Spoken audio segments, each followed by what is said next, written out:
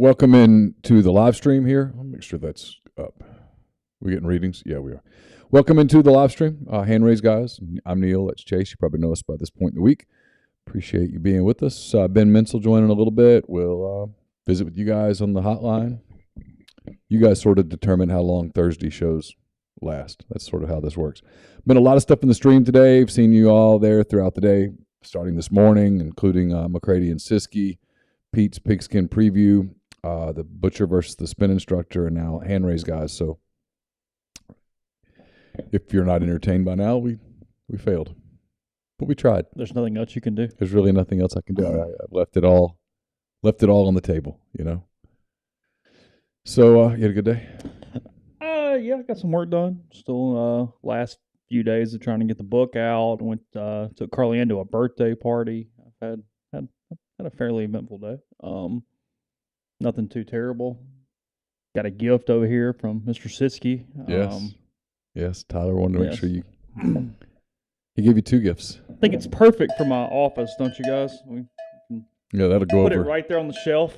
That'll go over really well with those that just don't have senses. You don't think this will go? You think this will go over worse than the freeze helmet that we have up in the thing? Yeah, I don't think it will fare well. Yeah, probably not. I don't know. I guess I could gift it to one of my state friends. You could. I bet they all have a bell though, because they have the formal bell, then they have their game day bell. Yeah, I've always thought. And then they have their bells that they hand down to relatives. Listen, I know people talk about different places and stuff, and that's fine, but that's bizarre. The bell in general, or the fact that you have them for different? That you have different bells for different times and stuff is really weird. You have your bell collection. Yeah. I mean, no, just not my thing. You know, there have been fights probably in wheels over who gets the bells. Like when somebody dies. It'd be an easy fight in my deal. I'd be like, you can have it. Just a strange thing. That's all. Why are you getting the good bell? Yeah. That's the bell that beat Ole Miss in '86. Oh, you think it goes that intense? Really? I didn't know this. You don't think so? You don't think you've got some of them have the bell they pull out? You know, this is just where I don't have those. I don't have those connections. I grew up in Louisiana. I grew up an Alabama fan. Both of my parents have degrees from Alabama. My wife's from Alabama. I bet some of them have the superstitious bell, or the bell that's more revered because it was the bell for certain games. What's their famous? They beat Bama in 80 or 81 or 82 or something. The 3-0 game or whatever. Yeah. They beat the Bear. There you go. We got class. Maybe Ole Miss in 09 or whatever. I bet everybody's got their. Yeah, I bet the 09 Ole Miss bell is special because they viewed that as the beginning of a run, and it was. Yeah, I guarantee bells are associated with certain games. There's no doubt about that. Yeah, for sure. I bet some bells are given on wedding days. You think? I'm telling you, I'm so out of. I have no connections to Mississippi State. I grew up in a majority state town. If I did, and I knew some more state people, if I'm totally honest, I'm curious to get some feedback here. I would put a Mississippi State show on MPW Well, yeah, Digital. there's no doubt about that. That's different, sure. I would put a Mississippi State show on MPW Digital, and it would allow me to go sell to a completely different people who are not worried about the Ole Miss angle. Oh yeah, I think it would make money for us. Yeah. We just need the state person is the problem. Yeah. Because there are 2 people that I've identified, and both work for somebody we can't get them away from. So we have an issue. Yeah. All right, we're going to start up a show. Get rolling with you guys. Thanks for being with us. If you're hanging out in the stream, we'll catch up here in a minute and get going. Hang tight. Welcome in Thursday night hand raise, guys. Neal McCready, Chase Parham here with you for a little while. We're going to talk to Ben Mintz coming up on the show, Barstool Sports. His NFL takes, some college football, and more from him. Yeah. 40 minutes or so with Ben coming up. We'll take calls in part 2. Remember, if you listen to this podcast, you are currently hearing part 1. Click on over, listen to the calls, whatever we have after Ben in the break with part 2. That's somewhat determined by the number of calls, the people in this live stream, that kind of thing. It's out of our hands at that point. But we are with you. Have you been surprised that yes, the listens for part 2 are pretty close to the listens for part 1? I did not know that, but yes, that would surprise me if that is the case. I have not gone back and looked. It's a fall off, but it's not dramatic at all. Okay. Well, hell, if you're just sitting there and, why not hit the play button? See what grind, you know me, and people got to say. I'm looking at analytics all the time. You're a little obsessed with analytics right now. They're really interesting. You are. Well, they're really interesting. They tell you a lot. They tell you a lot of things you don't want to know, and they tell you a lot of things that make you happy. Yeah. You missed a riveting Cowbell conversation prior to us actually starting the show tonight. So you got to be in the live stream for that portion of the conversation as we're talking about gifts and ways to give cowbells as inheritance as people pass on to their next life. So I will tell you this as we get started. We're brought to you by Comer Heating and Air, Southern Air Conditioning and Heating. They sponsor this show each and every week. They've become incredibly great friends of MPW Digital. If you're in the Oxford, Tupelo area, get in touch with Comer for your heating and air needs. If you walk outside tonight, you feel just a hint of it. Just a hint. Not much, just a hint. But next week, I think it's coming. A little cooler weather, not heater weather by any stretch of the imagination. But next week might serve as a reminder in a couple of ways because we'll turn the calendar to October on next Saturday. And a little cooler weather in the forecast. Probably should serve as a reminder that sometime fairly soon you should just get your heating system checked out. Now would be a great time to do that. They'll come out from Comer, from Southern. They'll check your heating sometime in the month of October. Get it checked so that you're ready to go when colder weather arrives. It's hard to believe that on a day like today that colder weather is actually going to come, but it will. And you want to make sure your heating system is checked out and ready to roll. And if the event that you have a problem, now would be a great time to get it repaired or whatnot because you want to be ready when that time comes. So Comer Heating and Air in the Oxford and Tupelo area. If you live in Memphis, Hernando, that area, get in touch with the people at Southern Air Conditioning and Heating, 662-429-4429. Guest join on the Rafters Music and Food Hotline. Rafters on the Square in Oxford, great place to grab a burger, a po' boy, a cold beer, a drink, whatever the case may be. Before the college kids take over, nighttime, stop by early evening, afternoon, and enjoy a stop at Rafters Music and Food, also Rafters in New Albany. Got tons of stuff up on the site today at rebelgrove.com. If you aren't subscribed, today would be a great day to subscribe. We have tons of football content. Chase did a deep dive into Davis Brin. Is that his name? Davis Brin is his name. Davis Brin, the quarterback from Tulsa and Ole Miss on Saturday. We've got recruiting today. Ole Miss got a huge basketball commitment from Josh Hubbard. There's a story from Travis Graff, who covers college basketball recruiting for Rivals.com. And then I have a story talking to Josh's dad, Jason. So there's a lot there. Also on the stream today, we've got our show from earlier this morning where Jeffrey Wright joined us, previewed the weekend ahead. There's a Mind on My Money presented by Pinnacle with Martin Palomo and myself. There's a McCready and Siskey powered by Rain Total Body Fuel. That's up as well. Pete's Pigskin Preview is up, presented by Walk-Ons Sports Bistro. And then The Butcher versus the Spin Instructor, Week 4, that's up as well, presented by LB's Meat Market. So a ton there. And then here we are with hand raise guys. Charles, I got some exercise in and took a shower, so that's why I changed. And I do sometimes when I'm doing multiple shows so that I don't look like I wore the same. Change a little. I'll just change a shirt. That's all. Yeah, you always try to at least like swap out some caps or something just to sort of. So you don't look like you just wear the same thing over and over and over. Not that it matters. I don't think anybody cares, but just trying to switch it up. Give some variety for the YouTube page, too, if somebody's clicking on all of them. Yeah. It's not like, oh, he's wearing the red shirt, yeah. and the red shirt, yeah. and the red shirt, yeah. and the red shirt.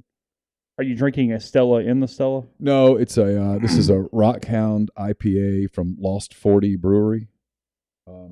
I got it last weekend when I was up in Fayetteville. Where is Lost 40? Little Rock. That's what I thought. Yeah, I've actually tried that in Little Rock before. I was trying to remember that. Yeah. It's okay. It's not my very favorite, but it's okay. It's fine. It's beer. It's beer. There was a concern earlier in the week, and I tweeted about it, that because of something in Jackson with the water deal, there's a carbon dioxide issue, and we could have a beer shortage in our country. And if that doesn't unite us as Americans, Chase, nothing will. Really, Connor? That is interesting right there. He says, currently in an Uber heading to the square, and the driver's playing this through the car. So, hell yeah. We've arrived with Uber. Yeah. So, hello, driver. Thanks for Absolutely. being with us. Thanks for being with us.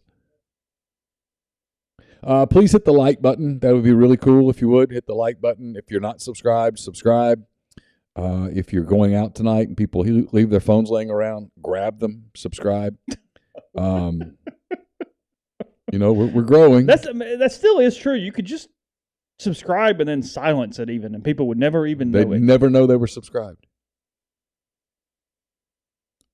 They don't need to get the notification. They don't need the bell. No. They just need to subscribe. Yeah, the drive for 10,000. We would like you guys to get to hit the bell, but that would be great. Although apparently the bell did not register for everybody tonight. I'm seeing. Oh, is that right? Yeah, I think I got it. I thought I got it too. Well, no, maybe I didn't. No, I didn't. No, I did not. No, I didn't either. The bell did not go off tonight.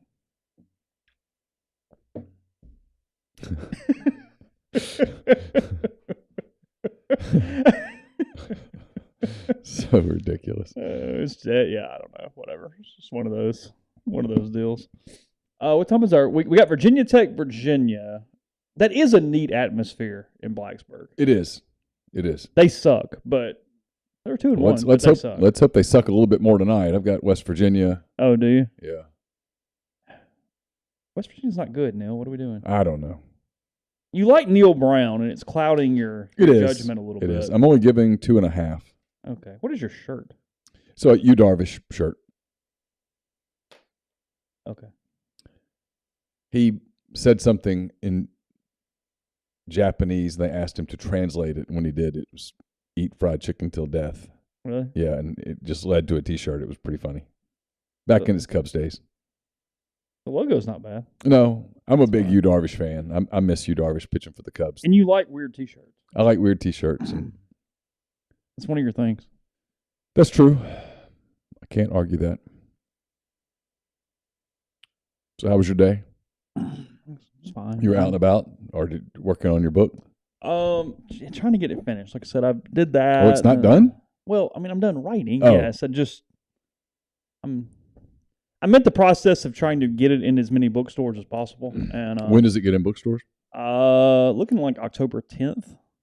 Oh, it will be online prior to that, as early as next week. But yeah, last couple things tomorrow and Monday, and then it goes live. But bookstores early to mid-October. Some bookstores have already made orders. Already got a few signings pretty much scheduled. But some issues too, some things. Yeah. That hadn't been resolved, the one? Not yet. Exchanged some stuff.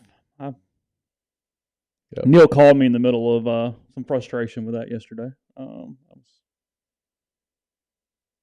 It's one of those deals, and it's for anything, but it goes for this with a couple things too. Is you are very well served if you think it's potentially not a good idea to say exactly what you're thinking at the time, to walk away or take a minute before you respond to the email or before you say something. And typically you'll be a little kinder when you come back to it. I've had to learn that in the last day or so. As I was gonna, it's a couple of times where I went, hey, if I respond right now, probably not the best thing moving forward for what I need accomplished. But it's okay. We're gonna persevere. That's what we're gonna do. There will be abilities to get signed copies mailed to wherever you are. Yes, that will be. I know a couple of places that will for sure do it, but hopefully more will as well. I talked to Lemire and Jackson about that actually last night, so at least them and hopefully some other places as well for that. So now that you've been through this process, would you ever do it again? The writing is not bad. Now it's a subject that I know oddly well, but the writing was easy to a point. Now, making sure it's right for print, mistake, like fixing it for publication is different. And then there's a lot of headache that I've had since then that is the hardest part. The hardest part is getting to the finish line actually once you do the first draft. But I don't know. I wouldn't say never. I don't know.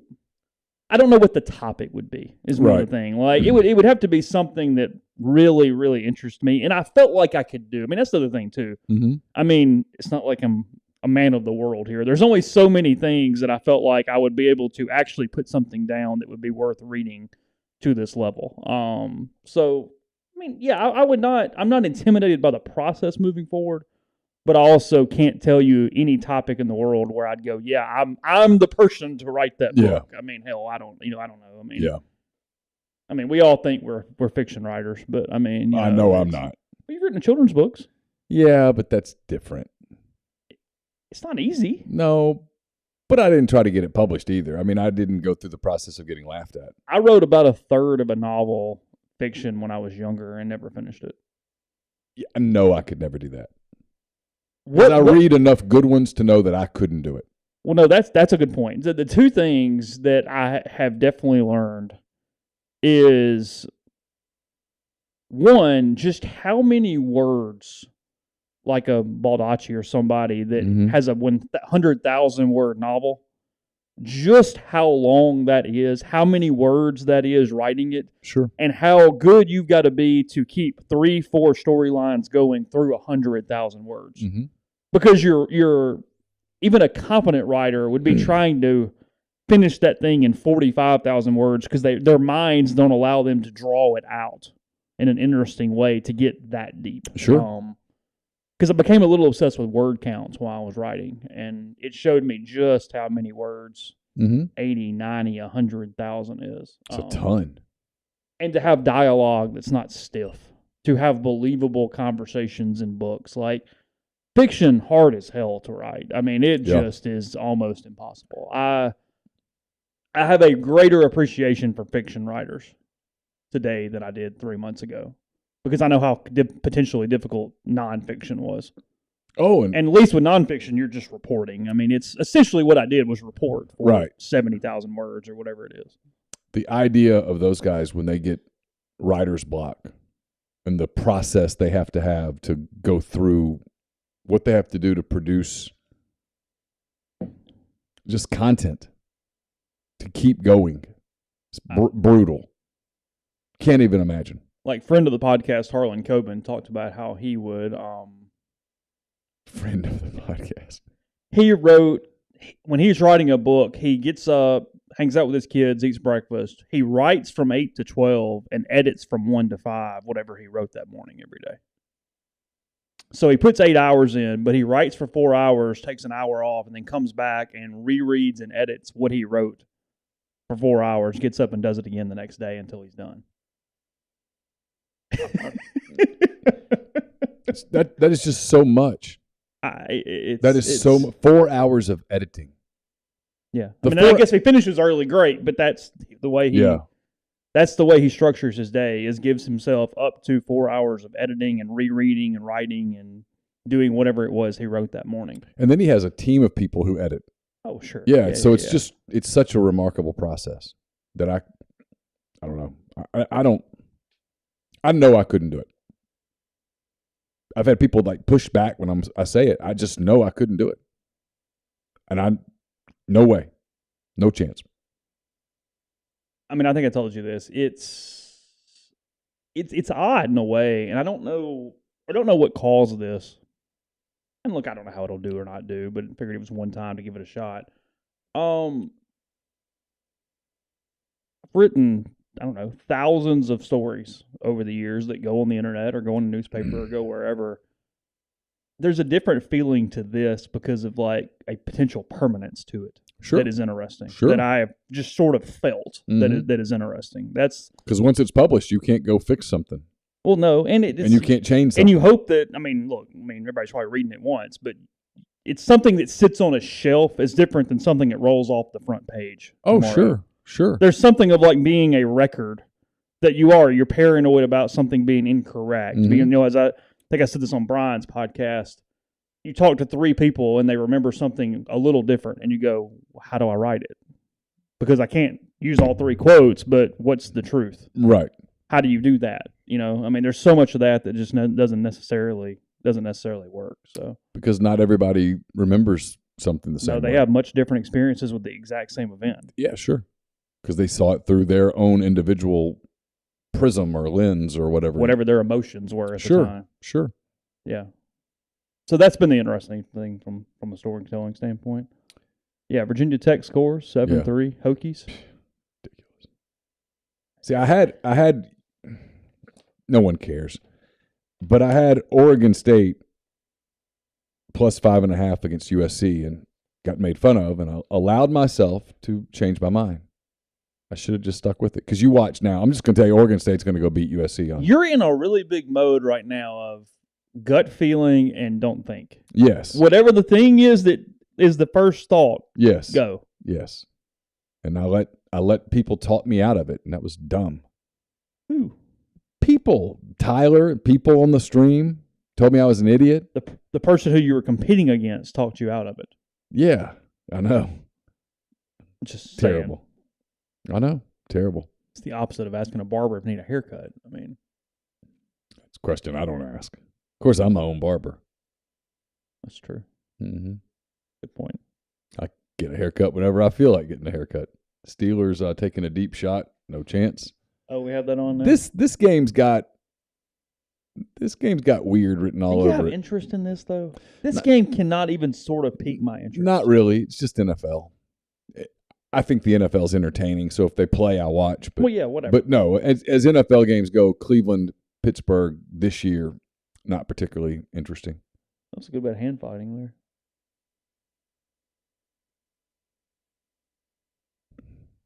I can't decide if I like the Browns unis or not. They're just very Browns. They're very brown. It's brown and orange with the orange hat. I mean, in general, they have some of the worst suits. Yeah. Pittsburgh's got a good road uni. It's strong.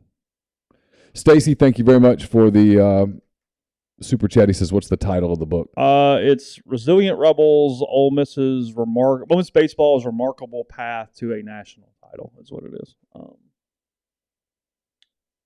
And it's mostly all original reporting. I think I took 4 things that I wrote during the year and republished them, but the rest of it is complete reporting.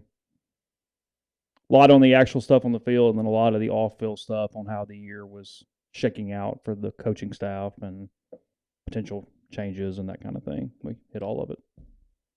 Because that's what makes the book. I mean, Tennessee going in 62-8 does not make for much of a book had they won the national title. I mean, that's right.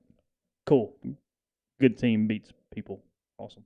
Sounds good. No, from a storyline standpoint, you got, frankly, a storyline that wouldn't be believable.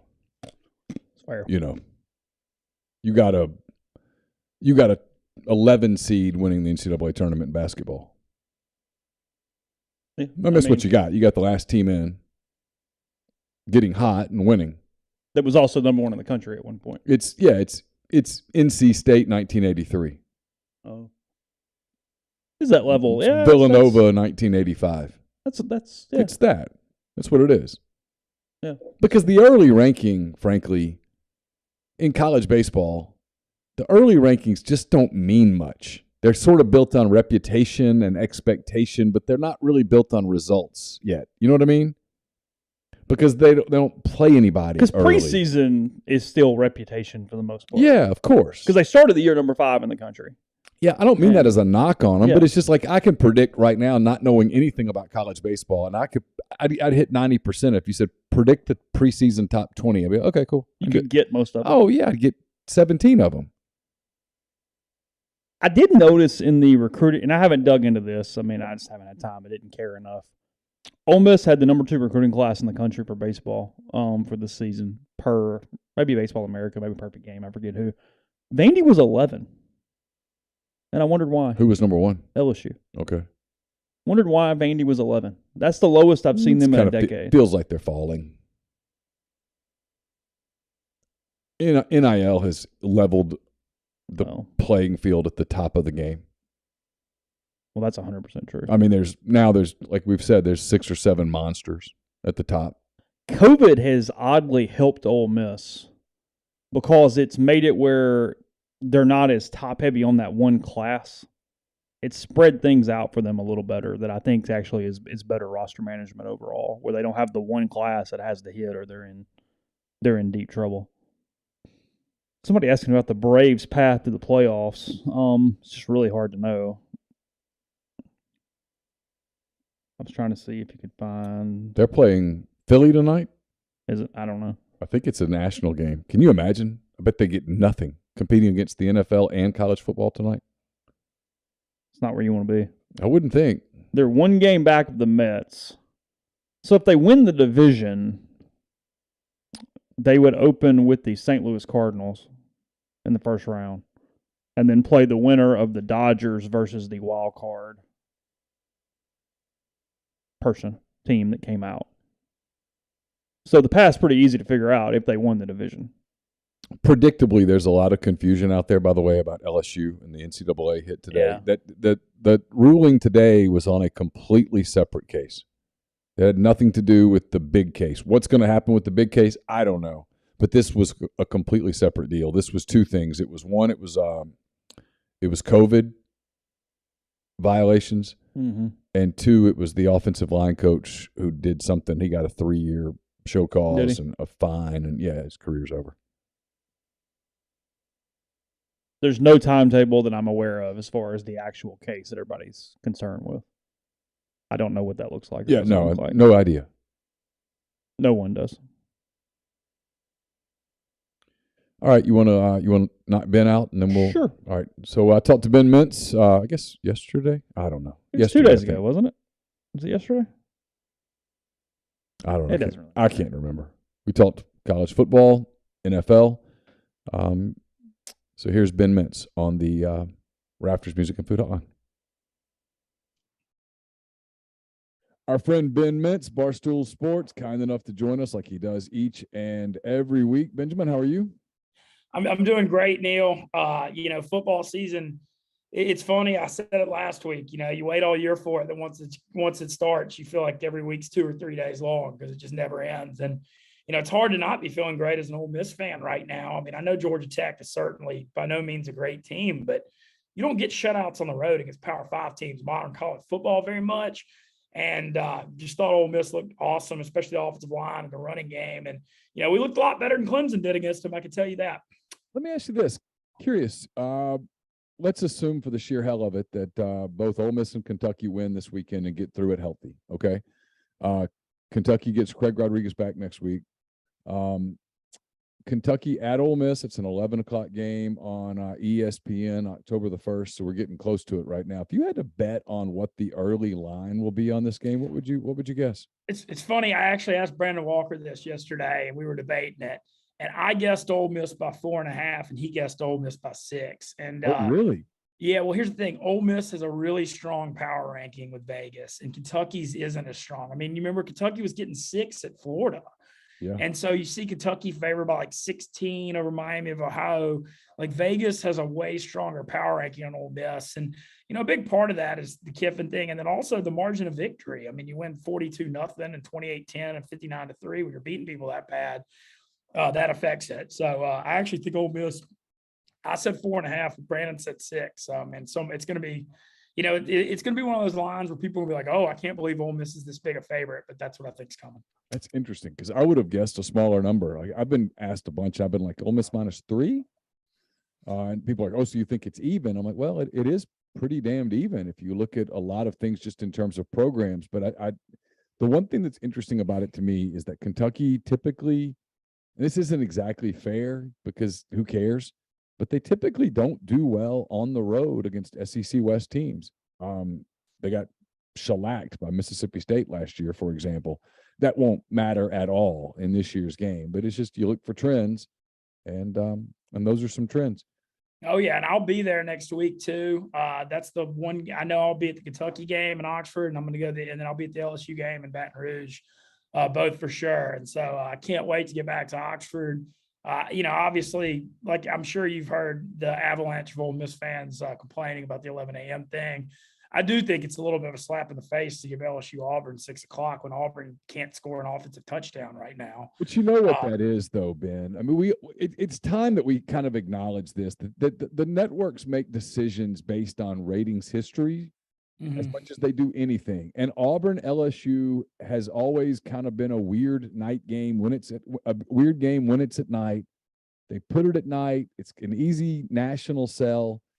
LSU has more eyeballs. Auburn has more eyeballs. Those two brands are bigger over the period of time. It's going to take Ole Miss a minute to get to that place where the networks go, we want this team in prime time, damn it, and we'll fight for it. And the other thing is, these 11 o'clock games are, and you know this, they're fast becoming far more valuable to the networks than the public understands.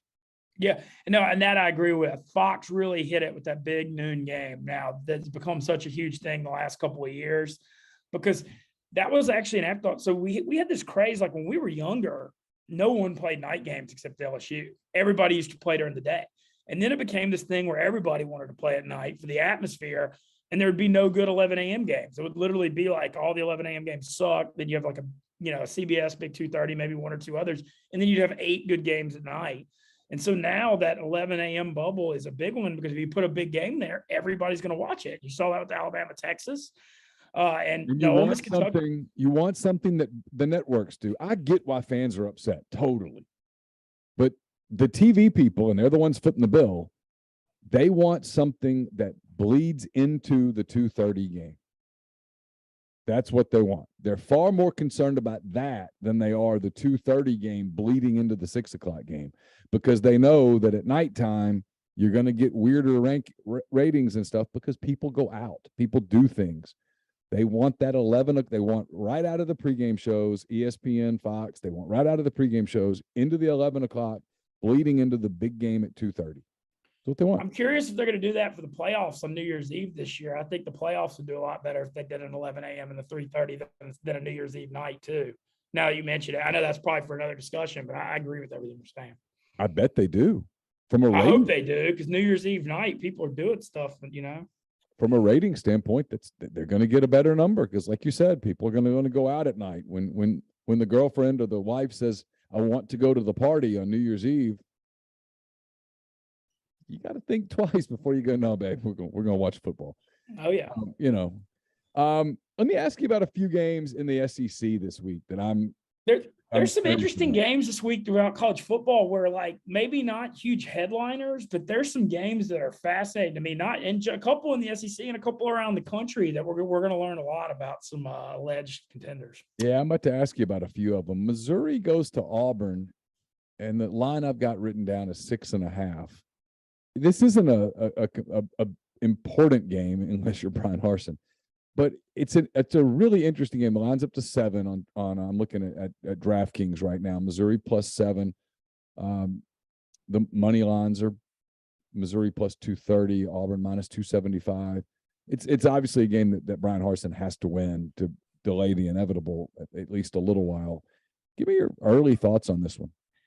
I can't lay 7 with Auburn right now under any circumstance whatsoever because they can't score. I mean, when you're struggling with San Jose State, I mean, granted, Penn State's obviously a good football team, but you can't get embarrassed like that on your home field in a 2:30 CBS game. I mean, you got to at least fight.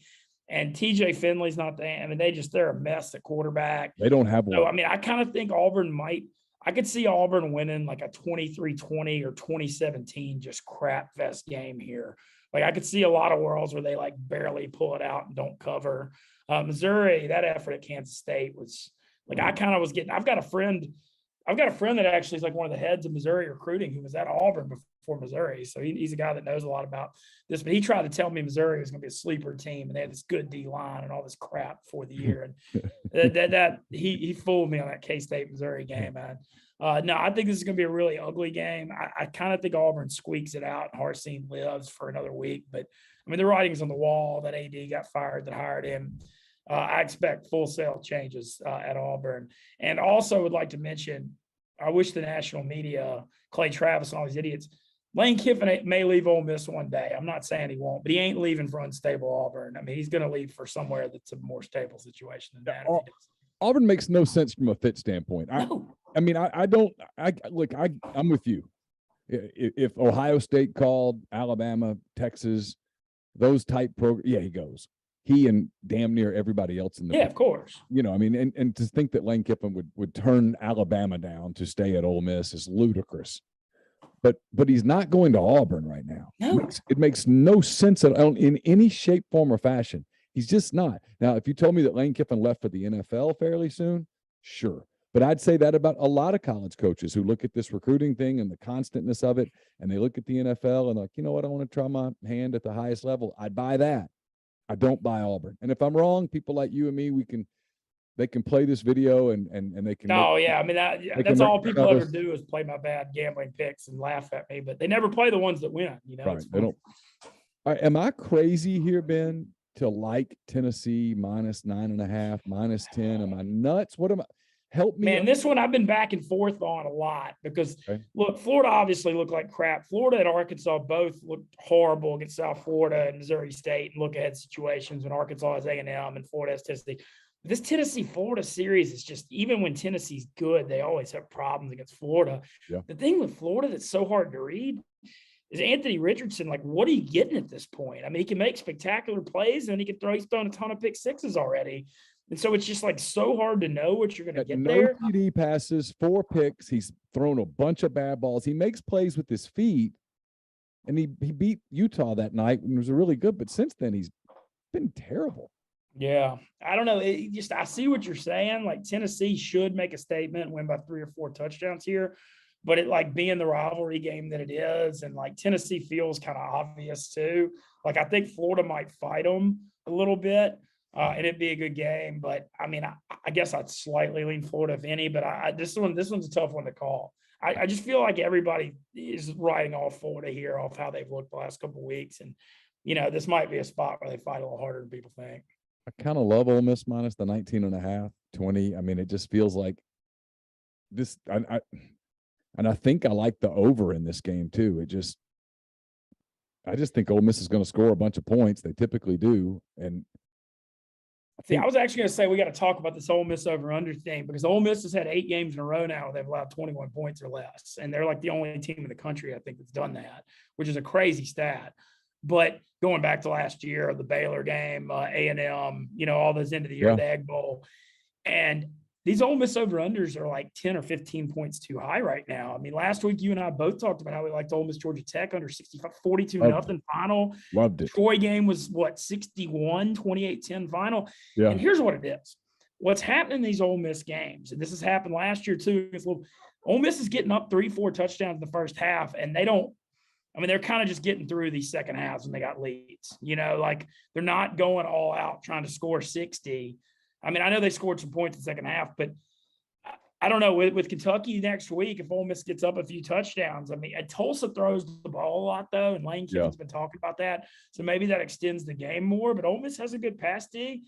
I don't know. I just feel like right now, Ole Miss nationally, everybody thinks of them as a shootout team because of what they were in 2020 and the first half of 2021. And the defense has been playing excellent second half of last year and this year so far. And also this year right now, they're up tempo, but they run the ball. I mean, you saw the play selection last week. First half was 6-1 run to pass, something like that. So I just kind of feel like the over thing on Ole Miss right now, I think it's a misconception. And I'm going to keep firing these unders until I lose. Okay, it's interesting. All right. The game of the week in the league, I guess there's 2, Florida, Tennessee. The other one is this Arkansas, Texas A&M game in Arlington. The line's gone from 2.5 to 2. The Aggies laying the 2 points. It's a 48 over/under. A lot of you hear people talk about simulations in this game, and they get a lot of 1 and 2 point games and simulations. These 2 teams are sort of polar opposites, Ben. Texas A&M so good on defense. Arkansas so good on offense. Meanwhile, Texas A&M's offense is terrible. Arkansas's defense is every bit as bad. What do you think? This series has been in Dallas, and it feels like I've watched the same game for 10 years where they play a really close game and A&M just wins by 3. That's happened almost every year for like 9 or 10 years. It's like every year it's down to the wire and it's a good game, and A&M just like pulls it out at the end. And, that's kind of what the line's telling you with A&M by 2.5 or 2. My instincts like A&M a little bit, but man, they just look, even with Max Johnson last week, they still looked horrible on offense. They looked awful on offense. And they tried to give it away with that muff punt. They tried to give it away. Yeah, they looked great on defense. They benefited from Miami did not play particularly well on offense. Now, some of that is because of A&M's defense. They were down a receiver that hurt them. Parrish had the turnover. It's such a weird, I think this is coin toss, man. It's got to be brought up that what the hell is Jimbo Fisher doing with all these 5-star receivers and talent? He gets all these kids to come and doesn't use any of them. They're throwing for 180 yards a game.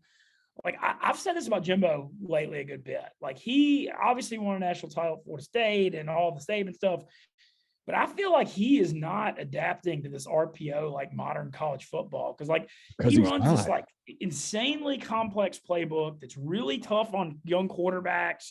You know, you have to be so mentally sharp. That's why true freshmen can't get in there, and it takes a long time.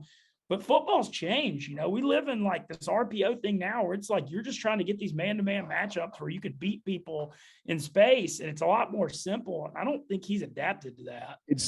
I agree with you completely. Like, you watch it with Lane Kiffin all the time. What do they do at Ole Miss? They're okay. Here's what we can do. Let's do it. They simplify. I mean, I'm sure Lane. I'm sure there's a part of him that would love to have a 700 play playbook and do all these things and design all these plays. But if you get kids thinking, they don't make plays. And it's kind of the reason that I think I might lean Arkansas here is because when you get down to it, here's why. When you get down to it, Kendall Briles has had KJ Jefferson for a little while now. He's got Sanders back there who's having a great season. He's got some receivers. They spread the ball around. But at the end of the day, what do they ask KJ to do? Just make a play. Let's do something simple. Just make a play. And I kind of think that's what they do. And I put no stock at all into the Missouri State thing last week because, like you said, I don't either. It's a look ahead. They weren't. And then Bobby Petrino's an offensive genius. They had a great plan, and they scored a bunch of points against a bad defense. But I'm not convinced. To your point, look, if Bobby Petrino were coaching Texas A&M, I'd go A&M. But it's Jimbo. I agree. I think the Jimbo thing is just – I don't feel like he's obviously doing well with the NIL and recruiting, but as far as his style, I just don't know that he's evolving with the times very well. And God, can you imagine if you gave a guy like Lane Kiffin Texas A&M's roster? Oh, dude, they'd be a title contender. Hopefully a couple of them A&M 5-star receivers see how the transfer to SIP stuff. Great. I mean, he gets so much out of his team. So much. A number that's big that I'm curious about. You like Alabama minus the 40? Is that number too big against Vanderbilt? I mean, I always tend to stay away from stuff like that. I wasn't surprised they covered against UL Monroe last week because they lost to them 15 years ago, and Saban could show that all week and say we got to take this serious because we've lost to this team before, which still blows my mind that ever happened. But 41, I mean, these are the kind of, I don't get into these usually because a lot of it just has to do with Bama can win as bad as they want to, but do they? So I mean, it's just kind of whatever to me. It's hard to analyze. Let me touch a couple of other games that just kind of catch my eye. You got Baylor at Iowa State. Iowa State giving 2.5 to the Bears. What do you think about that one? That one's, it's weird. And so Iowa State won 10-7 at Iowa, and they're just two, teams just throwing crap at each other.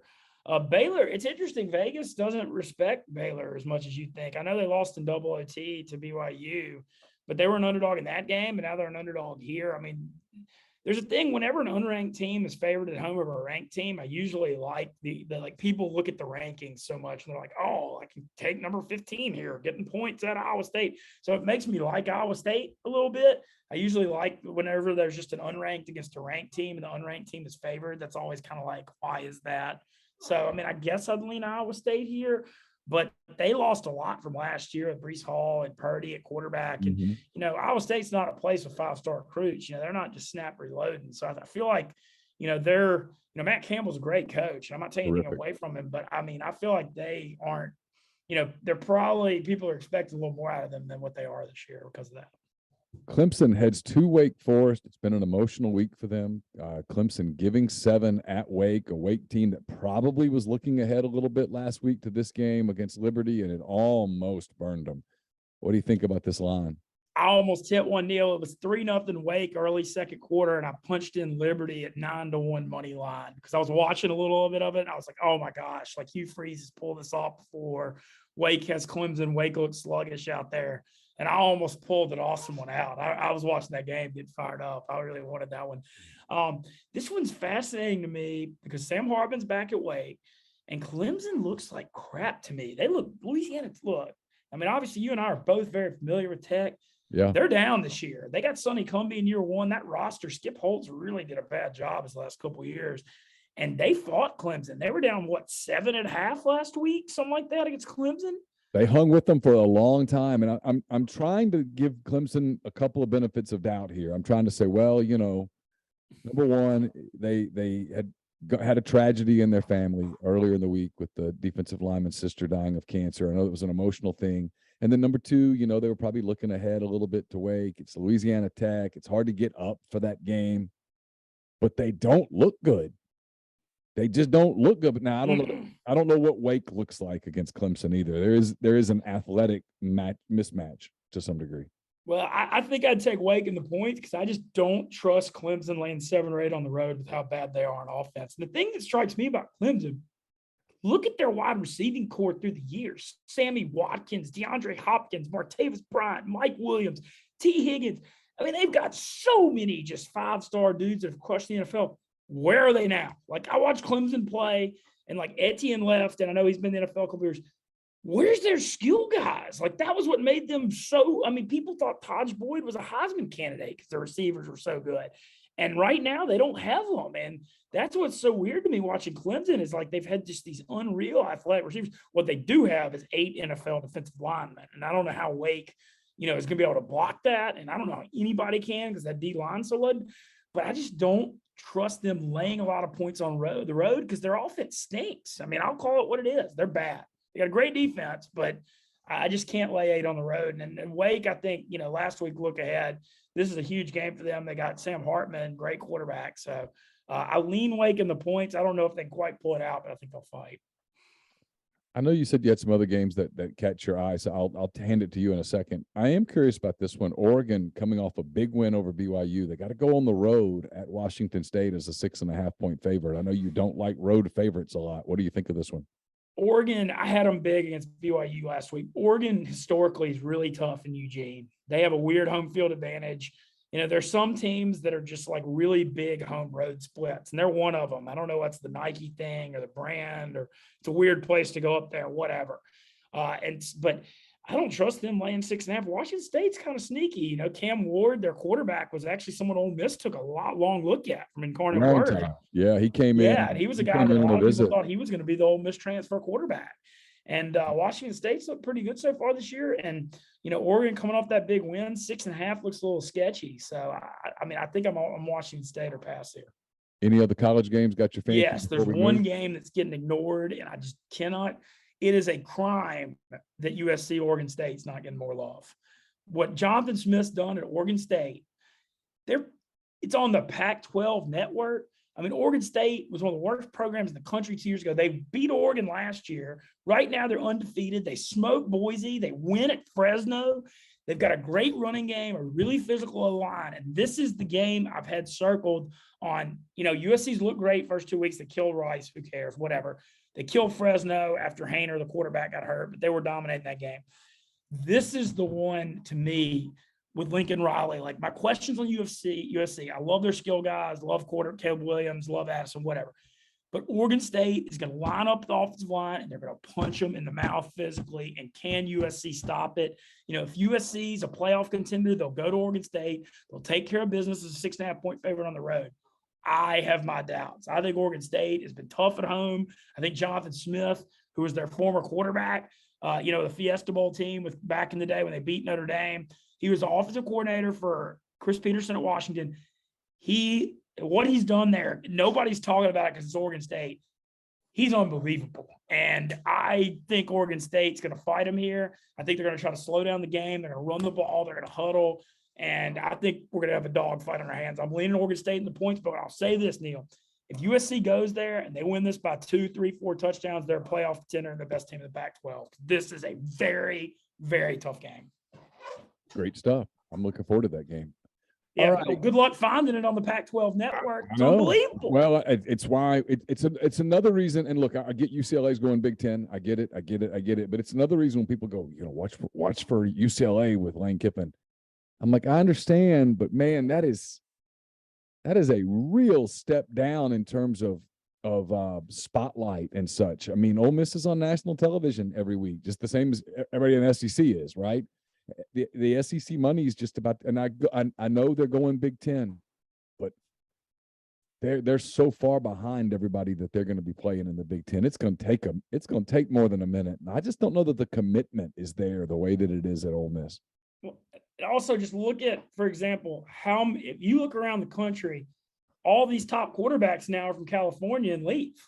Nobody stays. Bryce, you look all over CJ Stroud, Ohio State, Bryce Young, obviously Ole Miss had crowd, but there's like this because I forgot the name of that league, the league that's got, all the great high schools, the Trinity League, whatever it's called, that awesome high school league in Cali. But all these quarterbacks aren't going to USC or UCLA anymore. I guess they're going to USC now. But that's the thing, right? If you take the UCLA job, that's the first promise you got to have from that administration there is, hey, look, I want to be able to compete toe to toe, eye to eye. I mean, glove to glove with USC, and they're nowhere close to that, man. And their fans do not care about football if you've seen their home crowds. I mean, they really don't care. Mm-hmm. So, I don't think UCLA is a threat at all on that front. I just think it's very damning that these top California players are all going south or Ohio State or whatever. That says a lot about the state of California football if all these people are wanting to leave for college. Switch gears for a little bit while I've got you. Yeah, you're good. If I offered you the whole damn league, you can pick your team, okay? You can pick your team fully healthy at home, but I'm going to give you 7 points. How many of those teams would you take over the Buffalo Bills right now? Oh gosh, not many. And man, what's funny for me, Neal, like a big part of my gambling style, I'm a contrarian gambler. Like you hear me on here, I'm always looking for home underdogs. I'm looking to stay away from what the public does, and it works a lot. But the problem is, when you do that against the University of Georgia or the Buffalo Bills, when you lose, you don't just lose. Like you get people just look at this idiot saying the Titans had a chance. You get beat so bad that you just lose all credibility. You can point to your record and be like, oh, I was 6-0 in the other 6 games. No one cares. They're like, look at this dumbass. You took South Carolina plus 25, So no, but the Bills and the University of Georgia, after the first couple of weeks, are officially on I'm not saying I'm betting on them every game, but I'm done going against them. I've seen enough. This week, Buffalo's 5.5 at Miami. My instincts normally would say, hey, Buffalo's look so good on Thursday and Monday night. Everybody's seen it. Miami has a weird home field. It's hot there. Blah, blah, blah. And I would take Miami in the points, but I'm not doing it. I've seen enough. I've seen enough. No Moss going against Buffalo. Josh Allen's a cheat code. I mean, he's literally if you made a quarterback out of Game Genie. He just flicks his wrists and throws it 40 yards. He's 6'5". He runs like a 4.4, 4.5. You can't get him on the ground. I mean, he's not a real human being. I know he's a stud. He's a monster. Their defense, though, adding Von Miller to what they already had such a stout defensive line. And I don't know, they're just I kind of, you almost want it for their fan base to win because they've been tortured for so long. But I'm done. I've seen enough. I went against them. I'm 0-2 in Bills games, and I've lost them by a combined 185 points. So. I'll go through these games like we always do. We'll just let you touch the ones that you have a strong feeling on. Kansas City is at Indianapolis. The Chiefs a 6.5-point road favorite. So this is one where my instincts go off because everybody saw the Colts just get shut out in Jacksonville, and I was all over it. Remember, I told you on here, Jacksonville was my you and I both favorite game last week. Yeah. It's the thing with the Colts. If Michael Pittman, that receiver who's emerged the last couple of years, if he's out, their passing game's screwed because they don't have any other weapons. I mean, they got Jonathan Taylor running the ball, but they I don't know what his status is yet because we're taping this early in the week. But I'll say this. every recreational gambler in America is going to bet KC this week. Every one of them. That game reeks. Indy lost as a road favorite. They got shut out. They made that line 6.5, where you can say, oh, KC just has to win by a touchdown with Mahomes and Indy's struggling. I mean, it's going to be very hard to hit submit on the Colts, but like, there's no chance I take KC. If Michael Pittman's back, I might just hold my nose and take Indy in the points at home as I'm dog. Eagles get a big Monday night win over Minnesota, got the quick turnaround. They got the noon game at Washington. The Eagles 6.5-point favorite on the road. Man, this feels like a spot to take the Commanders, doesn't it? It does. Same thing. One of the other things I always talk about, Sunday night and Monday night games, everybody sees them. And when you look bad on Sunday or Monday night, remember last week I had the Cowboys +7 against the Bengals. When you look like crap on national TV, the overreaction that comes is so big. And inversely, when you look like the Eagles did last night, this line opened at 4 and went to 6.5. Yeah. But here's the problem, though. Jack Del Rio is stealing money from the Redskins as their defensive coordinator right now. What the hell is he doing? You've got a front seven with 5 first-round picks on it, and you're allowing – Detroit could have had 500 yards in the first half last week. And you know how many – on that Commanders front seven, they got so many – they got a bunch of those Bama top guys. And I don't know, just he's not doing a good job with them. I think he should have gotten fired in the offseason. And so that's what concerns me. But it's a division game. You're getting 6.5. I mean, Carson Wentz against the Eagles is obviously going to be the big story. But it's kind of the same thing I said with the Colts a second ago. It's like, who isn't going to take the Eagles after how they looked last night? So I'm Commanders or nothing. I'm pissed at the Ravens. They blew it last week. They had a big lead. I had that thing won, and then they choked. They're in New England, giving 3 to the Patriots. Frankly, the Patriots got no offense right now at all, and it's not even Mac Jones' fault. I know he's not mobile, but like they just got no playmakers at wide receiver. In modern NFL, you got to have some receivers. This game's changed a lot, and this I know Aguilar made a really good catch last week, but Jacoby Myers and Aguilar and all these dudes, I mean, come on. They have Devontae Parker. Like, get out of here. None of those guys can do anything. But I'm Pats or nothing because I just can't lay points on the road at New England with Belichick. It's just tough. But Lamar, this is about back spot. God, I can't believe the Ravens dropped 35-14 in pro football going to fourth and lost. But unbelievable. I don't know. I think I'd lean Pats +3 here, but don't love it. It's getting late early for the Cincinnati Bengals. They go to MetLife to play the Jets. The Bengals a 5-point favorite on the road against a Jets team that came back and beat Cleveland last week in weird fashion. Jets beat Cincinnati's a 10.5-point home underdog middle of the year last year in New York too. In a game, that was right before the Bengals got hot. Look, here's the deal. Cincinnati claimed they fixed the O-line. They got Lyle Collins. They signed Alex Capps in Tampa. They didn't fix anything. Since the start of last season, Joe Burrow's been sacked 84 times. The second most quarterback that's been sacked is Derek Carr at 49. Think about that stat. He's been sacked 30, and that's coming off a catastrophic knee injury. And until they fix that O-line, I'm not taking Cincinnati. I'm not doing it. I'm not laying 4.5. They can't block anybody. And you can have Jamar Chase, you can have Tate, you can have all the weapons in the world. If you can't block, you're screwed. And so, that's another spot. I don't think the Jets are necessarily good. I don't believe in Flacco, but just right now, you're crazy if you're laying that many points on the road with Cincy with this O-line problem. Detroit heads to Minnesota. The Lions held on, got a W. They head to Minnesota as a 6-point underdog on Sunday. Okay, this is the thing I said about Minnesota before Monday night. I think I've got a read on this team. They are not the same outdoors. It slows them down. It slows Justin Jefferson down specifically, the way he gets in and out of breaks. And they're way more explosive when they're at home. And that's why everybody convinces themselves Cousins is good. He puts up these numbers. Then you see what happened last night. I think this is a Minnesota bounce back spot here. I think this game's going to have a ton of points too because Detroit's been scoring a lot. But I think this is kind of similar spot where everybody saw Monday night how bad the Vikings looked, and Detroit, hard knocks and America's darling. I think Minnesota might win this game like 38-24. I think you're going to end. This might be a spot where a big game from Cousins.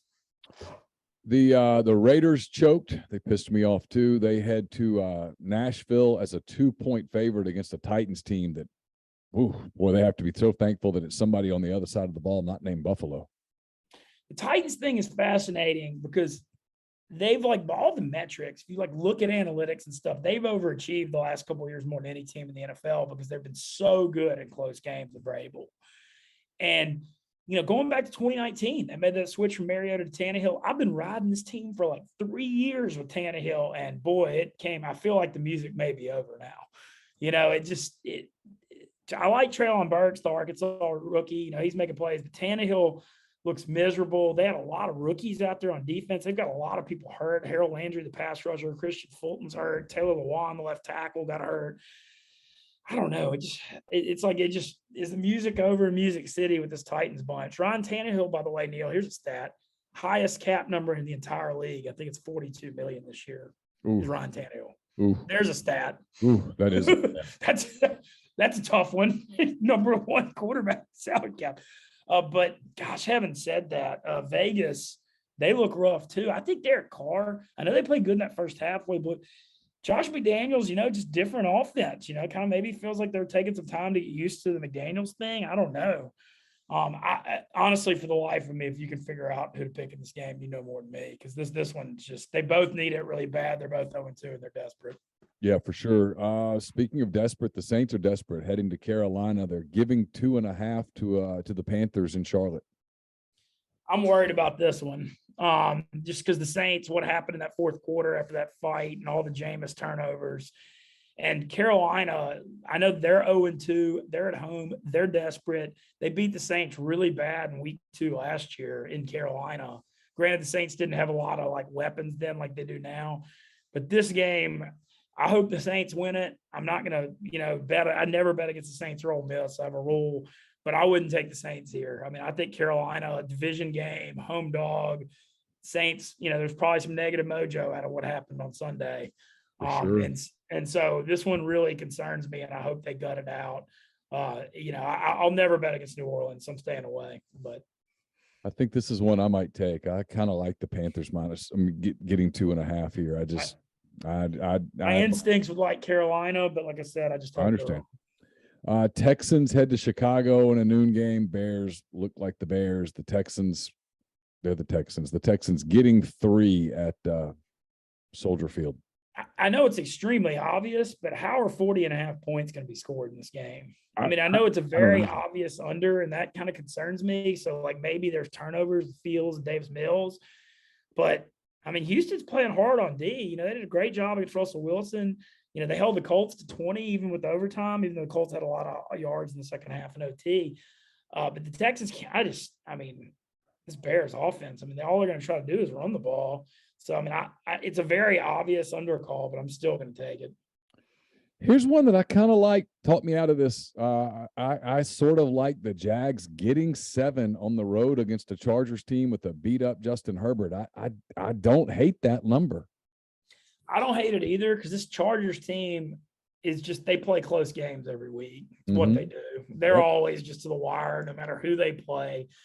And Jacksonville, are they the best team in the AFC South?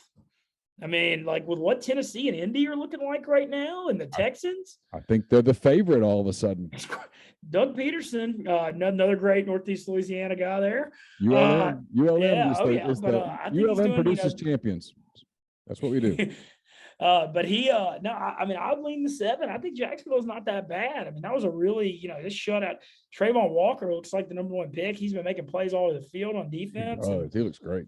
Yeah, no, I think I'd lean the 7, but I need to hear a little more about Herbert's status. And also Keenan Allen missed last week, the hamstring injury. I think he's out again, but we're taping this so early in the week. Yeah. I would lean Jacksonville right now, but I don't want to say it's a play because I need to see more on those guys' statuses. All right, 325 games. We're getting near the end. We're going to speed through these. No, you're good. I'm okay. Chill. Hey, I love coming here.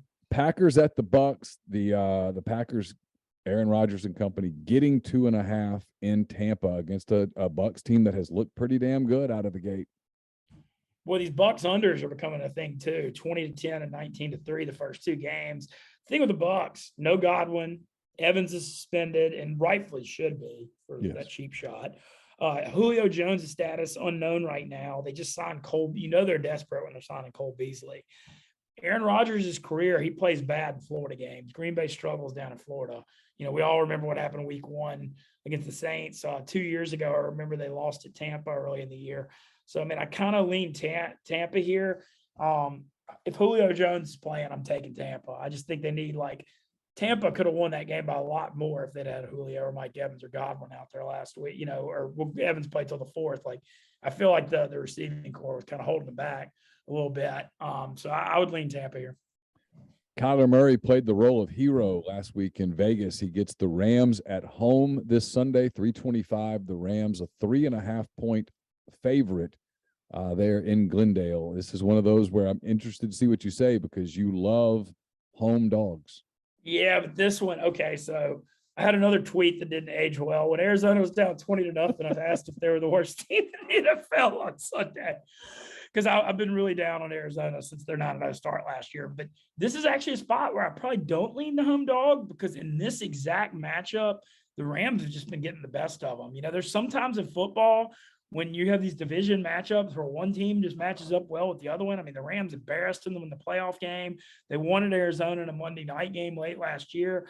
I think a lot of it is just Aaron Donald can get that interior pressure, and that messes up, like, you know, really messes up Arizona. I mean, it messes up every offense. But I don't know. I feel like the Rams just match up well with Arizona. So because of that, I can't take Arizona. I'm Rams or nothing. I still got question about the Rams too, though. Sure. I mean, you know, they were up huge on Atlanta and almost blew that game last week. But I'm Rams or nothing. All right, here's the Wolf game of the week. The Falcons getting to at Seattle. Wolf. So we do a not that bad power rankings on Monday on Pick Central, which is really funny. And right now Atlanta's like number 2 because they covered both. They're covering and they're losing, but they're not that bad, you know. Yep. Boy, Seattle, I mean, that kind of was predictable after their win against Denver last week. Yep. Looking a little rough. Man, this, like you said, I can't. Oof. I mean, hell if I know, you know, I don't know what to tell you. Somebody's moving up the not that bad power rankings, but I'm not having a cent on this game. The Sunday night game. It's now Jimmy G's 49ers again. They head to Denver to play Russell Wilson and the Broncos. The Niners, a 1.5-point favorite in Denver. I'm looking at under 45 here. I know it's another obvious under, but right now Denver looks miserable on offense the first 2 weeks. And I actually may get in the hot take situation on this, but I had questions about Russell Wilson going into this year, whether he's still elite. And he hadn't answered them the first 2 weeks. I can tell you that. I just don't think he's like that great of a passer. I know he can run around and keep plays going and stuff, but like you look back at his last few years in Seattle, like all these games with Wilson are like 10-7 in the third quarter. And then he goes nuts in the fourth quarter when the D-line gets tired or, runs out of gas pass rushing him. But there've been just a lot of low scoring games the last few years with him that kind of go nuts in the fourth, but he struggles a lot.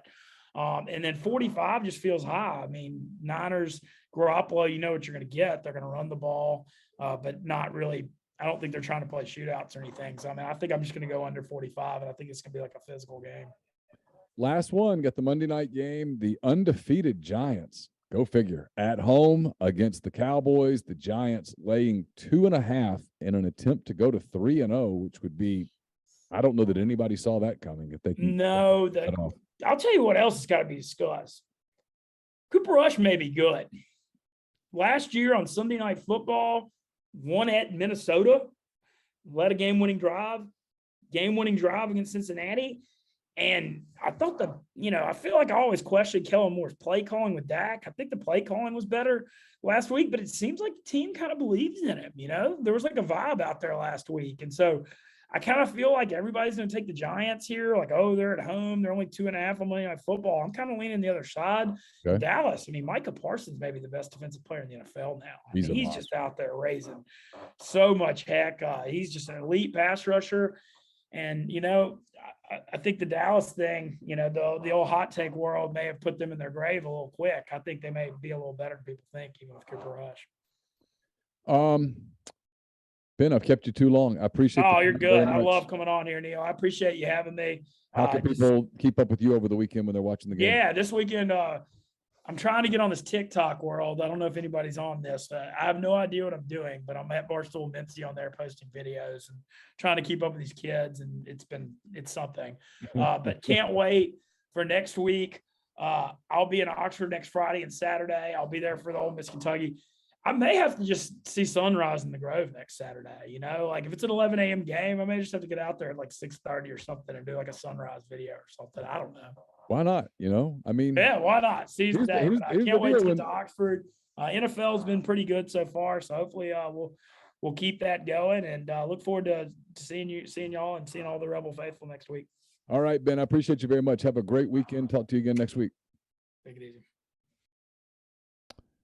That was Ben Mintz. Thanks for his time on the show. West Virginia just scores, goes up 12-7, 11 seconds to go in the second quarter.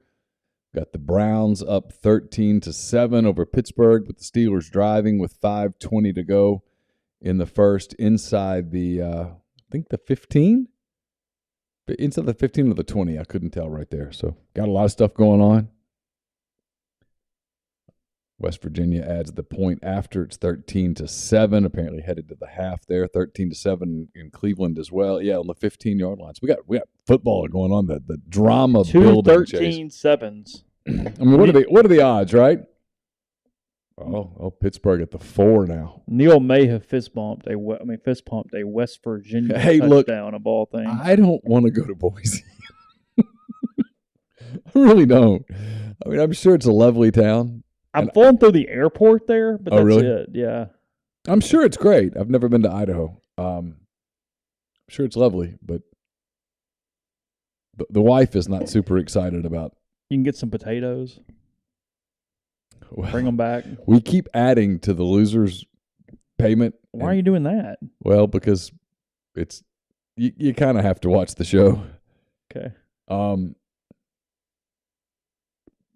The loser is going to wear a shirt or hold a sign that protests the treatment of potatoes in Boise. Hopefully people will realize it's a joke. I mean, yeah, you're like, hey, I lost a bet. Just chill out. I'm pro potato. I love potatoes. Russets, sweet. Yeah, and I do. I love potatoes. Pittsburgh scores. That's going to get reviewed. It was super close, but even if it gets overturned, they're inside the 1. Look at Mitch Trubisky. Look at my boy Mitch, huh? How about that? He thinks it's a touchdown. Let's see. It was really close. Did that knee touch? It is. No, I think that's a touchdown. No, I meant the left knee. Oh, no, the left knee did not touch. He kept the left knee off the ground. He's super athletic. Then it's a touchdown. Oh, no, maybe it did touch. I thought the left knee touched. I think it did. On that angle, I think it touched. So he's going to be at the 1. Grind hates him. He hates him so much. Halftime in Blacksburg, 13-7, West Virginia. Yeah, that's going to go back. But they're inside the 1-yard line, regardless. All right, we'll open up phones. It's 8:16. If you're still with us, God bless you. Where is Harson's next gig? I think he's because I'm assuming he gets fired. In the year. He's gone. He'll go. They're going to be right at the 1-yard line. I assume he goes back west someplace to that region. You do. He's probably a cautionary tale for stay where you are when you have a good gig. Everything's going good. They like you there. Either stay where you are if you like it, or get out as soon as possible if you don't. Right. Those are the 2 rules. But I think he had a good deal, and he liked it, and he was making good money, and had no pressure, and he was winning. Just stay. It's not always greener. Bigger is not always better. No. Especially depending on your personality type. Weldon says possibly back to Boise. I don't. So everyone's assuming that UCLA makes a change. Where's that assumption coming from? They're undefeated right now. They're not good, but there's nobody at their games. At all. I mean, there's no support. I don't know. I don't know enough. I get questions like this all the time. I'm sure you do too. I don't know enough about the dynamics of UCLA to know what it's all about. I have a hard time believing that they're putting much money into any type of infrastructure with that program. But they're about to join the Big Ten. So they better. I mean, or it's going to get ugly. Because that's Oklahoma not ready for the SEC on steroids. UCLA Yeah, Oklahoma's probably more ready for the SEC than it thinks it is. I mean, if Oklahoma went and played Missouri today, they'd kick their ass. Yeah, I'm talking infrastructure. Yeah. Boise State's 2-1. They have that loss to Oregon State. They got popped pretty good in Corvallis to start the season. Apparently, Coastal's putting it on Georgia State. Yeah, I saw that. The Grace, whatever his name is, has having a big day. Grayson McCall. Yeah. Is that right? The kid who decided to stay there. Yeah. Yeah, 27-17 Coastal at the half. All right, let's see. We'll take some calls. I need to put the number up. I realize that now. I apologize.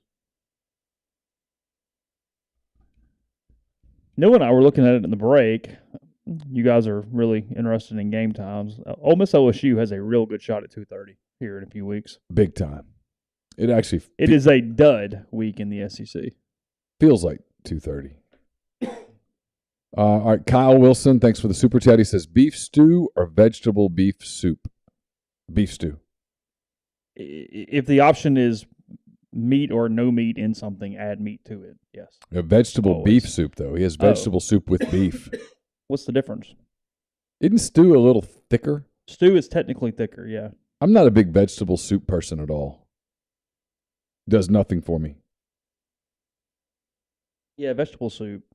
A stew, sure, hearty. Add some stuff, thicken it up. Yeah. I do think tomorrow's game on the Plains, or Saturdays, whatever, is a big game. It kind of has a little bit of a loser go home feel to it. Oh. Like, if you told me Mizzou if you told me Mizzou got beat handedly, I would tell you that things are getting weird in Missouri. Because we're in an era now where if it's not working, it's not working. You don't give a coach 6 years. There's too much money and too much. You got to be moving. You got it. It's got to be progress. It's why you better really believe in the guy who's not. It's why the Leach thing is interesting. Because today at what are they 2-1? They are. Today at 2-1, you're like, oh yeah, he's fine. Give me. And I'll take.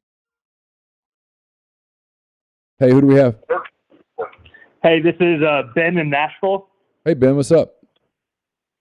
I wanted to call in. You guys were just talking about the UCLA gig, and so I grew up in Southern California, ended up going to Ole Miss, and it's just different out there. It's, they're in a pro town. They like winners, and the stadium's an hour from campus. It's just it's not the same, and I don't really see Lane going there to be second fiddle to USC and to the pro teams. No, listen. I know where the Lane stuff comes from, and if I'm wrong, I'm wrong. Lane likes the SEC.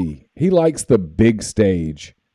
The SEC is the biggest of stages in the college game. If you told me that Lane left Ole Miss, I would tell you that it was for, I don't know. I don't hold me to an exact number, but somewhere between 6 and 8 college jobs or an NFL head coaching job. Like if the Cowboys offered Lane Kiffin, sure. I think he goes, right? But go to most people. If he get the Alabama job, the Georgia job, the Texas job, the LSU job, there's no question that I think he goes for one of those, but he's not going to UCLA. And also, I mean, I know Lane looks young, but Lane's pushing 50. I mean, I don't know that Lane's going to want to go someplace where you've got to put 4 years into a rebuild.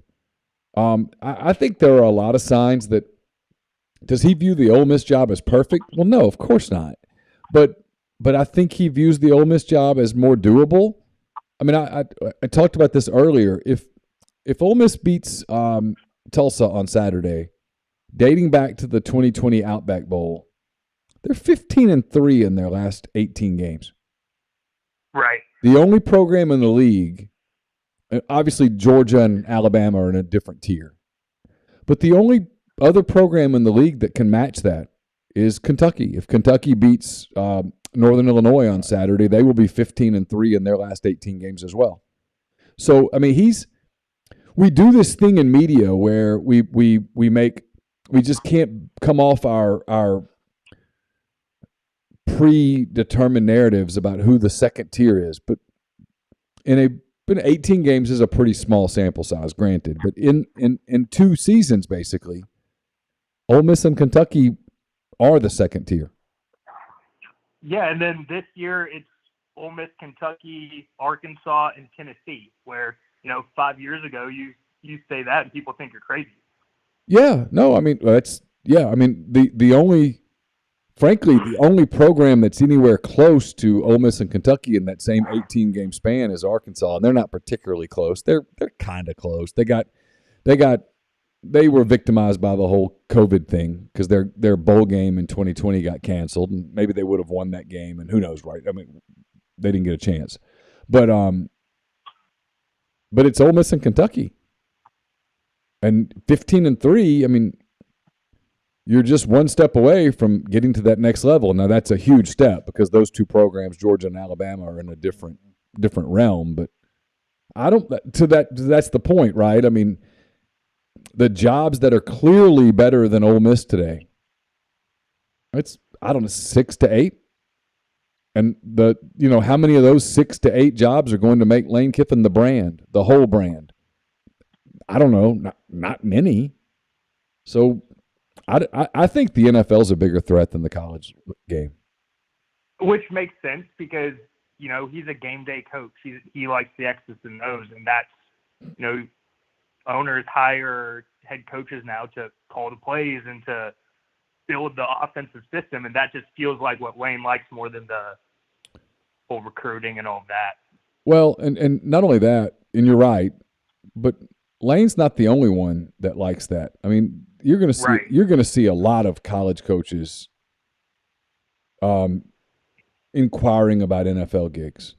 I mean, they're going to be interested in NFL gigs. But if you look at the NFL and you look at who the NFL hires to be head coaches right now, it's not college coaches. It's guys who have been coordinators at the NFL level because the NFL game is so different. Like if you watch, and I do, and maybe you do too, Chase does, if you watch a lot of college football on Saturday and then you watch a lot of NFL on Sunday, it's 2 different games. Yeah, I guess you're right. I think, the big I would be hard to imagine that guys like Lincoln Riley haven't been serious contenders for NFL jobs over the last few years. So maybe in the future when college guys will be more likely to jump to the NFL, maybe we will see more offensive-minded, younger college coaches going. Well, they need a Cliff Kingsbury to have super success. Yeah, but Cliff was never going to have success. But I mean, Urban Meyer went to the NFL and was a disaster. Steve Spurrier went to the NFL, was a disaster. Nick Saban went to the NFL and was a disaster. It's a totally different game. Yeah, I guess you're right. Matt Rule right now, and it's like this. Yeah. The thread. Matt Rule's in Carolina, kind of fighting for his job, and I mean, it's just it's a completely different game beyond dealing with the people in a different way. You call games differently. The game is different. You prepare differently. I think Lane would be better than a lot of those guys I just mentioned because of his play calling ability. But it's a different job. So I don't know. We'll see. Yeah, no, I agree with what you're saying. One question, then I'll hop out, is do you think there's parallels or opposites to what Heupel did when he went to Tennessee and what Harsin did when he went to Auburn? Both athletic programs were kind of in shambles, went from smaller schools to a bigger school, and then on one end, Heupel is calming the crazy Tennessee fans down where Harsin's going to be on the hot seat next week. Oddly, Tennessee embraced Heupel. I mean, yes, their paths are very similar, but Tennessee embraced Heupel and Heupel sort of embraced Tennessee. Harsin and Auburn can't get on the same page about anything. I mean, it's been one thing after another, including potentially religious stuff. It's been the Auburn family stuff. Harsin just being kind of strange. I mean, it's the vaccine thing. Yeah, it's just a weird, bad fit all the way around. All of it. Kind of reminds you a little bit of Moorhead when he was in Starkville. Yeah, a little bit. Just fish out of water. Just not the right. College football is so fit. It's so much. You can suck in one place and be pretty good in somewhere else, all depending on what the environment is. Yeah, fit's so important. So I was talking to Jay on G-Pits. I mean, I think most people would say that over the balance of time, Auburn is a better job than Ole Miss. But for Lane, Ole Miss is a much better fit than Auburn. Not even close. I mean, it's not even in the same ballpark. In the same way that there are other coaches who Auburn would be a much better fit, and so therefore it's a better job. For Lane Kiffin, Ole Miss is a really good job. He gets to be Lane Kiffin. Yeah, I mean, ironically, there aren't too many places that would have allowed some of this. Allowed him to kind of grow into the job, because when he first got the job, the COVID thing hit and he went to Florida and just kind of disappeared for a while. I mean, I think most people looking back on it go, the first 12 months or so for Kiffin at Ole Miss were kind of disastrous. Places. Oh. Just lost their damn minds. Just would have lost their minds. They would have gone after him. Hey, who do we have? Hey, it's Mark in Columbus. What's up, Mark? Hey, buddy. How you doing? I'm watching my Indians just break the Minnesota Twins. Now we're breaking the Chicago White Sox. We're rolling in these playoffs with like a plus 55 run differential, and we're winning the whole bleeping thing. Mark, it's the Guardians. The Indians. I will not buy one article of clothing that says Guardians on it, period. Do they have a bunch of clothing that's just got Cleveland across it to bypass this? I think so. Some, okay. But here's the funny thing. The owner's son ran for Senate in the spring. Oh. I said I'd vote for him if they changed the name back. But here's how much of a moneymaker the United States Senate is. The family pumped like $15 million into his campaign and spent nothing on the baseball team. That's how much money you can make being a United States senator. Oh yeah, because you get there and you start cutting some deals. Exactly, but it's pretty exciting. Not as exciting as Knoxville's about to be Saturday. Here's a name for Nebraska. Dan Mullen. The name's come up. It makes some sense on a number of fronts. I mean, his style of offense probably it would fit what they're able to do. It would fit what they're able to do. The question would be, can Dan go recruit the transfer portal? Because I think if you're at Nebraska, you simply must be very active and successful in the portal. In the Big Ten West, before USC and UCLA joined, but all the rosters are kind of the same. Iowa, Wisconsin, Nebraska, Minnesota, they all kind of look the same. There's not huge discrepancies in talent. So where he can go out X and O, the people he's playing against. But if I'm Nebraska, and I think you probably mentioned this, I lock Dave Aranda in a room, and I don't let him out until he says yes. Well, if I'm Nebraska, I talked to Matt Campbell. I talked to Luke Fickell. I talked to Dave Aranda. I talked to Lance Leopold. And I'm just getting somebody that knows how to win today in today's college football. I'm not saying that the game passed Mullen by, but I'd have to have a real conversation with Dan Mullen about it. He seemed unorganized and a little almost lazy there at the end. Yeah, why could you not recruit to Florida? That would be my question. It would just be, tell me the truth, and if his answer was anything defensive, he'd be out. I'd have to know that he learned something from what happened in Gainesville. How did he let Florida fall to a lower level on the recruiting trail? Because Napier has gotten there, and Napier appears to be recruiting at a higher level already than Mullen did. What do you think is going to happen in Knoxville tomorrow or Saturday? I think Tennessee's going to win and win big. I listen. Everything I see from Tennessee, I mean, I know that defensively they're not awesome, but offensively they look great, and defensively they look good enough to beat teams like Florida.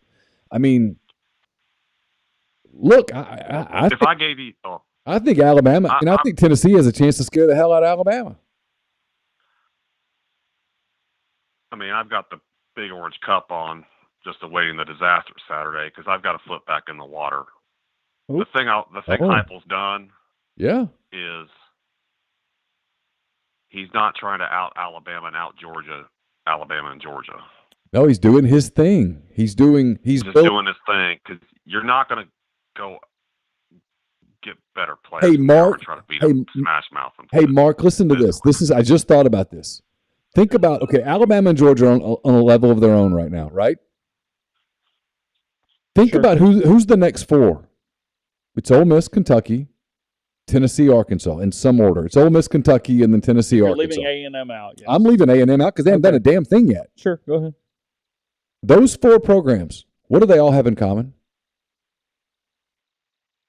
Ole Miss, Kentucky, Tell me. Ole Miss, Kentucky, Tennessee, Arkansas. They all have completely embraced who they are. They have their own identity. They're perfectly comfortable in their own skin. They're not worrying about it. They're building their own individual identity, their own individual culture, and it's working. All four of them. Think about it. Think about it. Ole Miss has they totally embraced Kiffin and the whole transfer portal and hey, we're going to do different stuff. We're going to put camo on a helmet if that's what gets an NIL deal done. Yeah, whatever. Right, whatever it takes. Kentucky is Mark Stoops. Hey, we're going to be blue collar. We're going to be physical. We're going to be very active in the portal. We're going to tamper like sons of bitches. We're going to do it. It's what we're going to do. It's kind of cutthroat, blue collar. We're not apologizing to anybody. We're hard nosed. That's Kentucky. It's worked. Tennessee, you mentioned them. He's not trying to out Alabama. He's not trying to out Georgia. He's kind of doing his scheme. It worked at UCF. He's adding it at Tennessee, recruiting those kind of players. He's going to try to outscore you. They're going to try to do some things, and it's working. At Arkansas, what is it? It's kind of that down-home Sam Pittman. They've completely embraced him. They're recruiting a certain type of kid. If you look at their roster, they recruit the kind of kid on top of the kid they already have, and it's working. Nobody else has figured that out. And I thought Heupel was a lazy hire, and I thought they hired him to score points and fill the stadium. Because if you're going to go 6-6, be entertaining at least. And he's obviously exceeded my expectations so far, but they have this is the big one because it's Florida. I mean, yeah, I get that. Lost 16 out of 17 in a row. 16 out of 17 to them. Really? Who won last year? And there's we lost to some bad Florida teams. Yeah, I just don't think with kids now the attention span is such that matters. No, I know it's the fans more than it's the fans are in the stands doing it. The kids couldn't tell you. No, but excuse me. I think Tennessee wins big. They're just better than Florida. Big. Yeah, I do. I think they roll past the number. I mean, I've had a week. I made a hole-in-one Friday. I was the last person on a plane Sunday. I got in the first seat in the first row. Wow. And Tennessee might be 4-0. I might need to go play Powerball this week. The first row thing too. You get to avoid all those people behind you that stand up with nowhere to go, just to inconvenience themselves. You're just out. You're out. Check both bag, golf bag and travel bag. I was the first person off that plane. I was the last person on it and the first person on it from Albany to Baltimore. That is sweet. How far was the hole on the hole-in-one? 172 yards. Yeah. Played a place called Equanic in Vermont. This joint, your family had to come over to the Mayflower to be a member at this place. And, oh my God, talk about blue blood. But we're out there, and first guy hit, and we all thought it was long. And I said, I'm still going to hit the same club. And I hit. And the two guys that were playing with me, dude, I think that went in the hole. I go, get the you-know-what out. Like, no, I'm 99.9% sure that's in the hole. Got up there and it was in the hole. How about that? I still can't believe it. I'm still on cloud 9 from it. Gave me the flag, everything. Oh, that's awesome. Maybe, Anybody have it on video? Oh yeah, I got the video of me walking up to the hole and looking at it. Oh, that's great. Throw my hat across. You got to feel pretty good it's there to let somebody pull the video out and do that, because doing that and then it not in the hole and off the back of the green would be a deflate. I saw three balls on the green. Yeah. So I was like, yeah, but I was still in shock. Made my year. I said you were aiming at it. Oh, good. Yeah, you got it done. That's what you're trying to do. Yeah. Did it mess up the rest of your? Nice shot. No, I played pretty well after that. All right. No, it was a good weekend. Okay. But yeah, it was something else. You ever had one, Chase? I have not. No. I mean, I have holed out from the fairway, but I have never actually hit a hole in one from the tee. I've had a few on the course at Gulf Shores. You have. What's that? Putt? Yeah. Through the clown's mouth. Yeah, through the clown's mouth. Oh, I got you. Knock that in. Yeah. I got you. Yeah, that's a good feeling. Isn't it?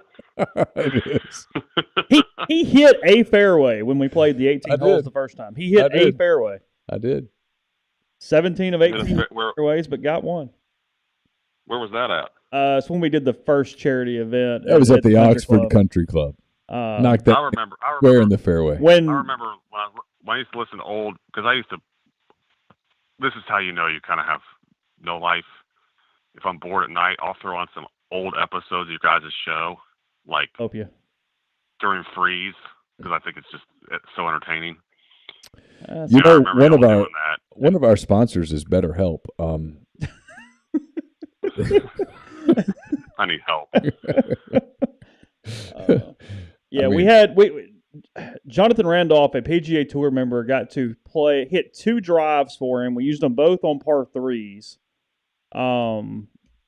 I don't remember the putt total, but you shot 157, 159. Who's counting?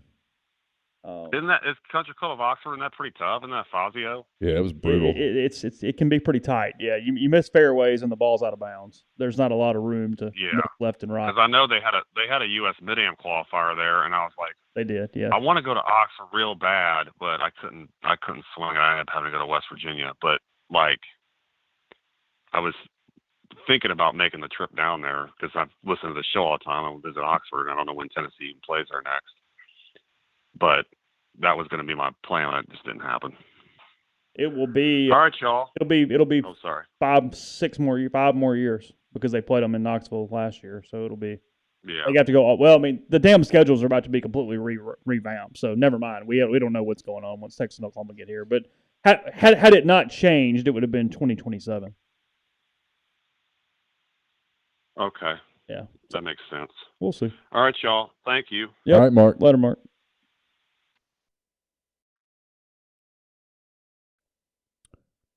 How close have you ever gotten to a hole-in-one? I mean, I've had balls rest within a couple feet, probably. Oh, wow.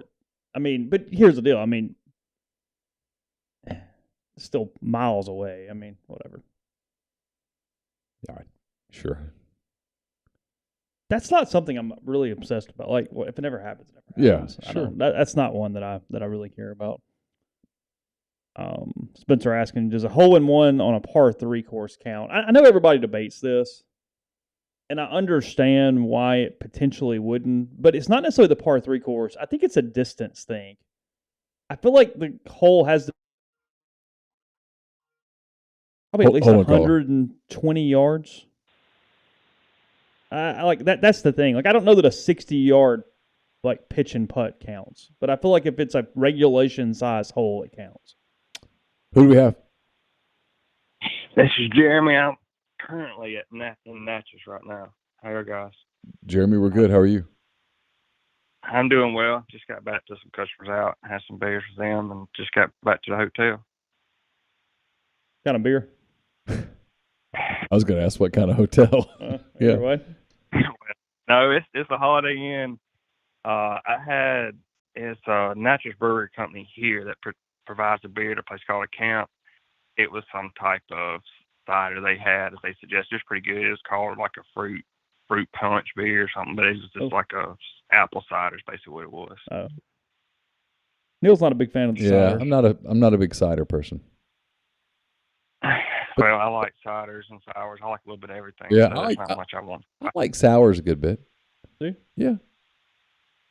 So what's going on? Well, Neal, I'm going to defend fall weddings just a little bit. For the most part, I agree with you, but I'm a guy who had a fall wedding, and I don't regret it at all because it's probably the best thing I've done from a negotiation standpoint with my wife, because that's pretty much all it is. I have a signed contract. I can go to pretty much any game I want to. So it was a bartering thing. So, but tell me about who attended the wedding. Who all attended the wedding? Who was upset about it? I mean, it's not necessarily always. It's not a bad thing. It is a complete barometer of what you're getting yourself into. Yes. All right. So we actually had way more. Most people at my wedding I didn't even know. We probably had 500 people I did not know. I told my friends they didn't have to come, besides 2, and they was going to come no matter what because I had dead bodies on them if they didn't come. Besides that, it was friends, family, had a set up for everybody to do whatever they want to with TVs. For the reception, it was fine. And actually, it was the best thing that happened because it was in 2009, and it was during the Alabama-Ole Miss game. I'd just been pissed off anyway. 22-3 when Ole Miss couldn't move the football. Wow. Look at that recollection. It was so bad. It ended Well, up it'd been 40. great. Wasn't it kind of a wet day too? It was, yeah. Like Alabama kept getting in the red zone but kicking field goals. Ole Miss played really well defensively but could not move the football. Yeah, I remember that. And but y'all supplied TVs. You did things to make it part of the event, which makes sense. Mostly all Ole Miss people, or what? What's our allegiance? Was your wife upset at people watching? It was Southern people, State people, Ole Miss people. I mean, it was a combination that was there. My wife comes from a Southern family. I mean, it was a combination. Was she upset at people watch the games? No, she knew that going in. She didn't care. Okay. Well, see, that's different.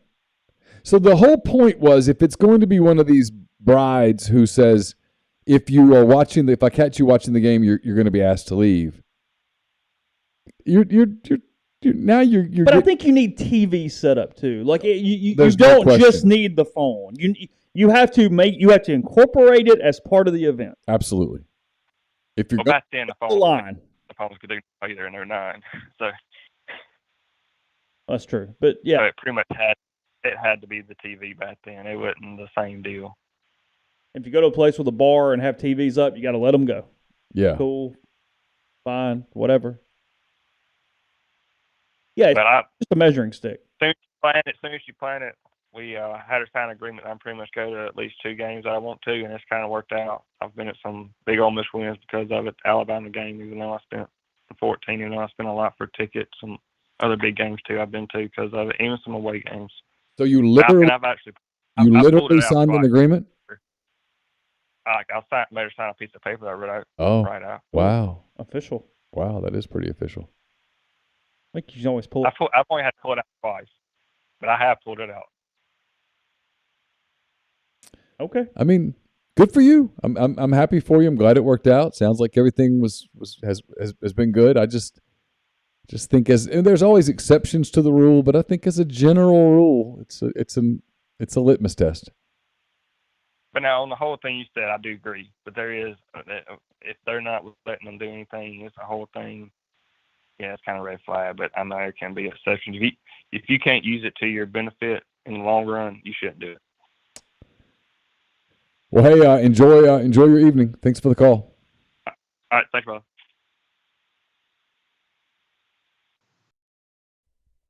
Stacy says they're waiting until July after baseball and before football. Yeah, I mean, look, that's the preferred thing. You're dealing with heat, and in a town like this, there's only so many venues, and they get taken up with a lot of people. But I don't think you have to.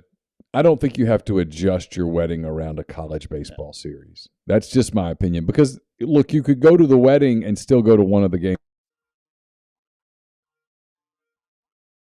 I just don't. Nobody's stopping you from the Sunday game, are they? Well, and if you miss the Ole Miss South Carolina baseball series because of a wedding, it's okay. Come on. Hey, who do we have? Hey guys, it's Rep Talking 18 here. What's up? What's up? Not much, watching some Thursday night football, and I know there's been some crowd conversation recently, and I don't want to dive too deeply into that, but I am curious. Neal, whenever you go to Cubs games or Oklahoma City games, are you a vocal guy? Do you? No. No. I just kind of watch. I'm pretty quiet. Okay. Chase, back in your days of fandom, did you get into it a good bit? Not vocally, but I'm really bad about arms and hands and mannerisms and getting pissed off and waving. Yeah, like body language would definitely give it away. It's not really like cheering or yelling, but I definitely have some movements depending on how things are going. For damn sure. Yeah. Gotcha. That's the move there. Well, my question, and it may not be one y'all can get into, and that's totally fine, but I know there's been a little bit of chatter about some NIL, and if someone's already asked about this earlier in the show, I apologize. You don't have to touch on it, but some NIL developments, I guess. Is that anything that y'all can touch on, or is that something that you'll let roll out? And yeah, we can touch on it. We'll have a lot more on it next week. We know what the deal is. Yeah, it wasn't necessarily it wasn't like super secret. It was, but what it basically is in a nutshell is that Ole Miss is consolidating everything. Everything's going to be under one umbrella with kind of a one group / individual sort of spearheading it. The university, as much as it can, is going to endorse it. And I think the university is more comfortable with the direction in which it is heading. I think the university understands that it's a necessity, that you have to do it, and but that NIL, the way it is legislated today, NIL has to have a tangible product attached to it. And I think in recent past, people at Ole Miss have been uncomfortable with some of the NIL deals that have been out there because some of those deals have essentially been pay for play, and there's been a concern that leaves you liable and vulnerable. And I think that where they're going now is going to eliminate a lot of that concern. Did I cover that okay? Yeah, I think as a fan base, you will be pleased. It feels like Ole Miss is going in one direction more than at any point that I've ever covered them. Yeah, where they are very organized and have a singular train of thought on how to compete. I would not interpret it at least at this point as, oh wow, we've got all the money in the world to outbid everybody. We're going to be great, and I mean, that's the plan, but they're not there yet. But at least I think they've put themselves on a path to be able to be more competitive, to maximize what Ole Miss can do as an institution. Yeah. Yeah, you have to be organized at a place like Ole Miss. I guess it's good to hear that there's a streamlined, we're all pulling in the same direction. Appreciate it, y'all. Y'all have a good night. Sure. Thanks for the call. Yeah, I don't really know how secretive we're supposed to be on this. I wasn't sure. Yeah, I mean. No impact, JM. All good. What was the question? How does that affect your business deals with players? Oh, it doesn't. No, all good. No. We've learned a lot about going forward. Hey, caller, hang on real quick. We've learned a lot, I think, going forward. I mean, turn your device down. Turn your device down. That was a door. Was it? Hey, who do we have? Hey guys, it's Bobbin. Hey, Bobbin, what's up? Nothing much. Just grilled some wings and smashed them. I feel like a total fat ass right now. I had all of them. I thought I could, maybe split half and half and eat the rest for lunch tomorrow. But once you started eating, drunk me just had other intentions. What was the sauce? Just buffalo or something else? I split. I did habanero and the other buffalo. Oh. How were the habaneros? Yeah, I like habanero. Huh? Just habanero, like some stupid spicy, or what? What are we talking about? It was spicy. I mean, usually, says every guy that loves wings. I mean, buffalo's actually like the comfort flavor, I feel like, for wings. But I try to mix it in every now and then. If I grill, sometimes I'll throw in some Parmesan garlic. Parmesan garlic's pretty good, I think. So you didn't smoke them? No, I grilled them. Okay. We don't have a smoker. Okay. Yeah, I mean, I wish I did though. My brother does have a smoker, and he loves smoking them. He thinks they're great, but yeah. Did you have a second date? No. So she actually lives about over an hour away, and I had to dog sit for my parents this weekend because my dad is playing in the Slavic golf tournament on the coast. Chase, I don't know if you've heard of that before. Yeah, I had to dog sit. I knew a couple people in that. Yeah. I mean, my dad, they live in Picayune. They've been playing in that thing for like 10 years now. It's like their biggest golf weekend of the year. And I'm in Picayune house sitting, and then next weekend, it's actually very funny. I'm in New Orleans for a wedding. The groom's the bride is a former Saint Station, and a lot of her wedding party are also Saint Stations. So I'm just like, oh, okay. But the first date went good. We're supposed to go on a second date here in the near future. But, I mean, and Neal, this is not an attack on you. Okay. I mean, even though you guys have been accused of, being paid thousands of dollars by ESPN to pump the sunshine. But it doesn't bode well for me that game is going to kick off at 11, and I'm probably going to start drinking mimosas early in the day. And then the wedding's at like 3:30. And I feel like by the reception, I may be win or loss, honestly. I may be a little sauced by the end of that night. How pissed off is someone going to be if you're fairly hammered at the wedding? I don't think anyone's going to be pissed off because at some point, I'm literally just going to be like, all right, dude, you need to chug waters because you can't be shit. Alternate. So part of the question here is just what's the potential in this relationship? Is it? But she's not at the wedding with him, though. She's not going to be there? No, I don't think so, right? No. Okay. No. Oh, then don't worry about it. Just go have fun. Yeah, I'm not.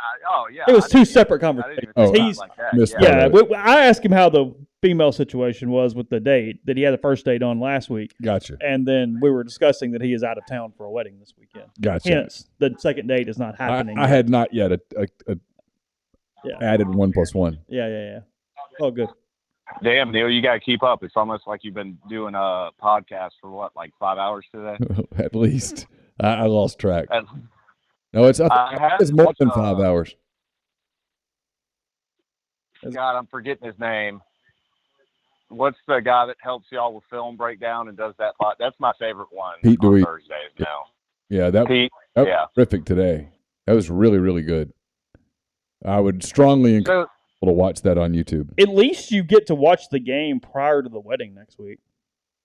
Yes, because honestly, that kind of bailed me out because I have literally been that guy before. I was at a Catholic wedding the year John Rice Plumlee ran for like 200 yards against LSU, and I had the phone on silent, but I had it pulled up on my phone, and I put it up against like one of the rows, and I got a couple of judgmental looks, which is fine. Look, if you're going to fall wedding, I feel like a lot of people can't for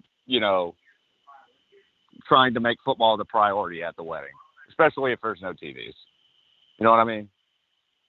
Yeah. I mean, there was a Not like you got to do. there was a 3-year run.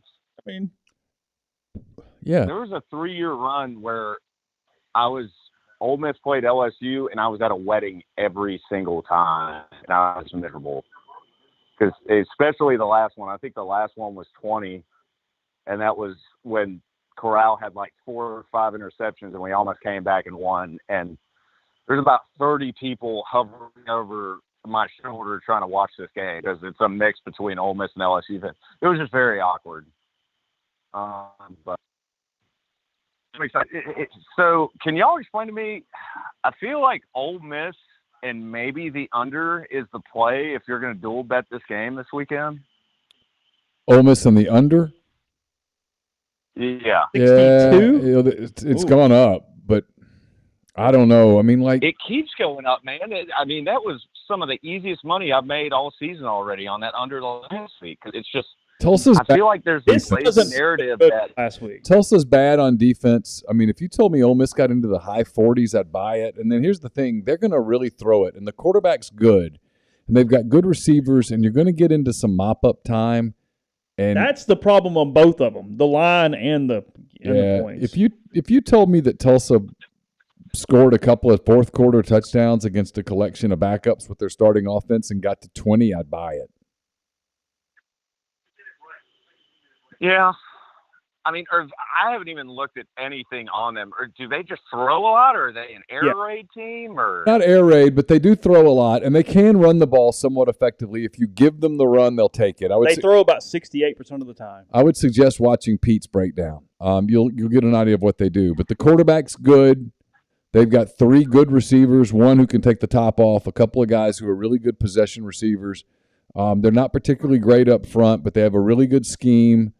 They're the best team Ole Miss has played so far. They're going to score some points, I think. 49-27 would not be out of the realm. No, I mean, I could see 49-13, and then they score a couple of touchdowns late because Ole Miss is going to get defensive starters off the field because of what's coming. Yeah, I saw Vegas the game opened up at Ole Miss -4. That feels right. Yeah, it's about a point higher than I thought, but I mean, yeah, in that realm. I would have guessed Ole Miss. Yeah, I figured it would be – I didn't think it was going to be a pick 'em, but I figured, they would – look, here's my thing. It's only been 3 weeks of games. I'm not exactly sure that anyone in the SEC West outside of Bama is truly a really good football team. In the West? I mean in the West. Yeah. I mean, and I know Kentucky's not in the West, but I think Ole Miss is good. I think A&M is good. I think Arkansas is good. I do. I think all those teams are good. They all do. They all do something well. And look, and LSU's going to keep improving because Brian Kelly teams improve. Auburn's a mess. I don't think State's very good, but those other teams are pretty good. Yeah, and I don't know if look, man, you see this every year in the freaking West. It's like a lot of teams actually decent, but the problem is when you're in that division, everyone just kind of beats the hell out of everyone. Like, honestly, if you told me 2 teams were just a train wreck in the West this year, I would think, okay, the bottom fell. It's the clear favorite is Auburn, I feel like. Like, they have the potential to just go to Gene Chiswick's last year where it's just terrible. And State, but I don't think State's going to bottom out. I mean, I think Leach is going to win 5 to 7 games. Now, if they lose the Egg Bowl, I don't know if that's enough for him to be rolled over another year, but which, Neal, that dashes your hopes because you just have this fetish for Hugh Freeze being the head coach of Mississippi State now. I don't know that I would call it a fetish, but Nilson, that felt strong. You sure? Yeah, I'm pretty sure. You brought it up like every day. Yeah, it's something I would enjoy. I don't know that I would fantasize about it, if you will. If State gets to 7, they beat some teams I did not anticipate them able to beat. Yeah. That's a big number for the Bulldogs. That's a big number for them. They got to play Georgia, too, this year, don't they? Yes, they do. Yeah, that's. They got Speaking of, I was fired up. I did not realize that Ole Miss until it happened, until it got announced the other day. I did not realize we had a home and home with Tulane. I am fired up about that one. yeah, for sure. It's the I would only much one though rather for like the them next go- 10 years. It's a problem that needs to happen more. The only trip to Tulane. Yeah. Yeah. No, you need to do that, and then Yes. I don't know, maybe. I think they have a home and home with South Alabama, which look, Mobile isn't as fun as New Orleans, but damn, it makes sense. It does. Mobile makes Don't for Ole Miss. don't do the freaking home and homes with schools like Memphis and Southern Miss, where it's just everyone. Your fan base is going to be miserable. They're going to have anxiety. No, play a until they win, good and team, if they lose. create a fun trip. This is an easy thing. But is Mobile a fun trip? Can be. It's not terrible. I guess. You live there. Who broke his leg? Number 5. Who is that? I don't know. And then the other thing too is, this got some attention on the board, and I think I'm right here. I probably should check on this before I just say it, but whatever. You need the road non-conference game because 8 home games creates a much more expensive season ticket, which you're already struggling with that with. It creates expenses in a lot of different ways, and you just kind of have to offset. Like 8 games also creates more chances for someone to not go, and you start really picking and choosing more. That extra home game, in my opinion, actually hurts the overall attendance of the season because you're having to decide about an extra non-con that you normally wouldn't be doing. So 7 is the right number for the number of home games in a season. You don't want 8. No, because you can't get people to come 8 times.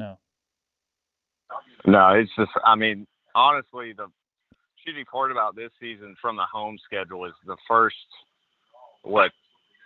2-3 home games are just, they weren't even attractive opponents. I mean, it would have been different if they would have had Georgia Tech at home. Yeah. But I mean, I think they get that next year. Do y'all think when they do the 9-game schedule, do y'all think it's going to be kind of uniform? They want the schools to schedule 2 Power 5 teams instead of just 1 a year? They're going to want them to schedule 1 Power 5 in addition to the just 1 still. Yeah. In addition to the 9. In addition to the 9, so you'll have 10 games on the schedule that are legit, and then I think you'll probably see 1 group of 5 and 1 FCS game. Ole Miss is, for anybody curious, Ole Miss's non-conference road games the next few years are Tulane next year, Wake in 24, USC in 25, Charlotte Sign me up. 8 and 26, UConn in 27, BYU in 28. Ole Miss goes to UConn? That is correct. That's stupid. Yeah, that one doesn't. I feel like that's not going to get played, in I my agree. opinion. That's going to get canceled, I bet. They have Oregon State at home that season. When's the South Alabama game? It is in Mobile in 2029. Okay. Yeah, Provo and then Mobile, and then Corvallis, and then Blacksburg, and then West Lafayette. Oh, how about that? Yeah, they picked Power 5 teams they could beat for Sure. 100. Alex, That's smart. Yeah. Hey, Bobbin, thanks for the call. Last thing. Yeah, go last thing. Go ahead. Last thing. Yeah, and this is kind of a heavier topic, but I mean, maybe y'all aren't. Are y'all surprised this whole Brett Favre thing isn't getting more national coverage than it is? A little bit, just because he would be a really convenient target, but I don't know. I don't even know what is getting national coverage because I just don't pay a lot of attention to what gets covered now. Well, today it's been the Celtics coach having a consensual affair with a coworker. Yes. Yeah, I've kept up with that. He just got the 1-year suspension, which I mean, it's funny because literally I remember just reading stories. I don't know how accurate they were, how back in the day in the 80s, the NBA was kind of wild like that, especially with that. Like, I remember I'm a basketball coach who loved Magic Johnson, but he was like, yeah, Magic and them used to just be hanging out with the cheerleaders at halftime, smoking cigars and drinking beers. yeah, It's like the first time I've ever seen that. I feel like this is the first time the NBA's really cracked down on that. Are they just trying to set an example, or? Well, this is the Celtics, and apparently it's just a organizational policy, and it is what it is. Yeah, I don't know. I'm not trying to look. Oh, I don't know. It is what it is. We don't know who the woman was and all of the things. I don't know. Yeah, I'm kind of surprised the Favre thing hasn't gotten the national attention that it has. But I mean, it is what it is. The news Some cycle of it is turns that every day now. our media is so dumbed down in so many ways that the Favre thing requires some context and reading through it, and it's hard to get the full grasp in like 2 sentences. You know what I mean? Yeah, like there's 100%. there's a lot of print in this. I mean, I guess Anna Wolf's been the biggest person on it, but I mean, there's been a lot of stories and a lot of stuff here that you really have to dive into understanding the structure and Bryant's part in it and all that, and it makes for a little bit more of an intelligent conversation than just something you just plaster across. You can do that. Hey, he stole from people, but the whole story is deeper than that. Yeah. I just feel like the only things they have are, Hall of Fame quarterback, and then they have the screenshot of a text message. And that's really all that's kind of been dug into. But, all right, guys, thanks for taking the call. Yep. All right, Bobbin, thanks. West Virginia up 16-10, 4:10 and counting to go in the third quarter. I'm not sure what the Pittsburgh score is.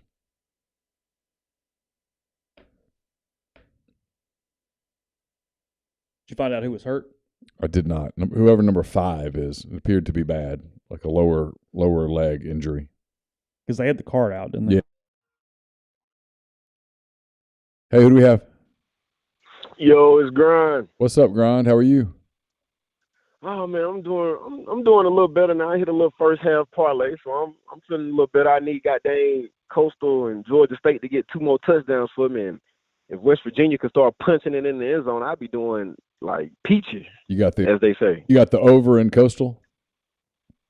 Yeah, I got over 62 and over 63. Anthony Walker Jr. is the injured Cleveland Brown. Oh, wow. From Northwestern. Virginia Tech has 23 rushing yards in this game.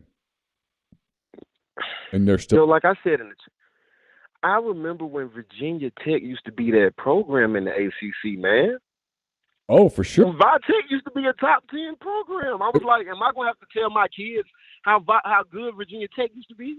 Frank Beamer had them rolling for a long time. They were super competitive for at least a decade, right? Shoot, yeah.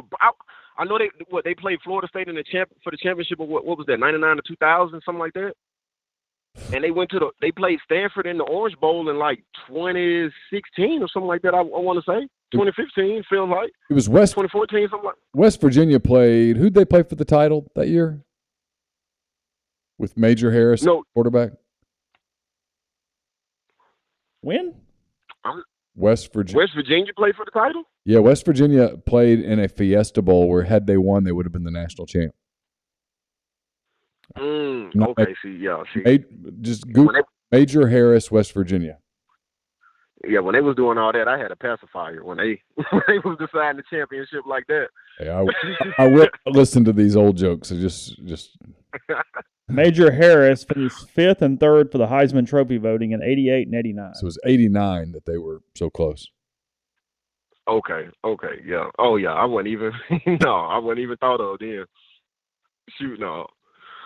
Well, man, Let me tell you this. On Saturday, my family, as you know, man, I told you, I wasn't going down to Auburn until they proved something to me. I went down there for the opener just to, catch a little vibe. But I said I wasn't coming back till after I seen the Penn State game.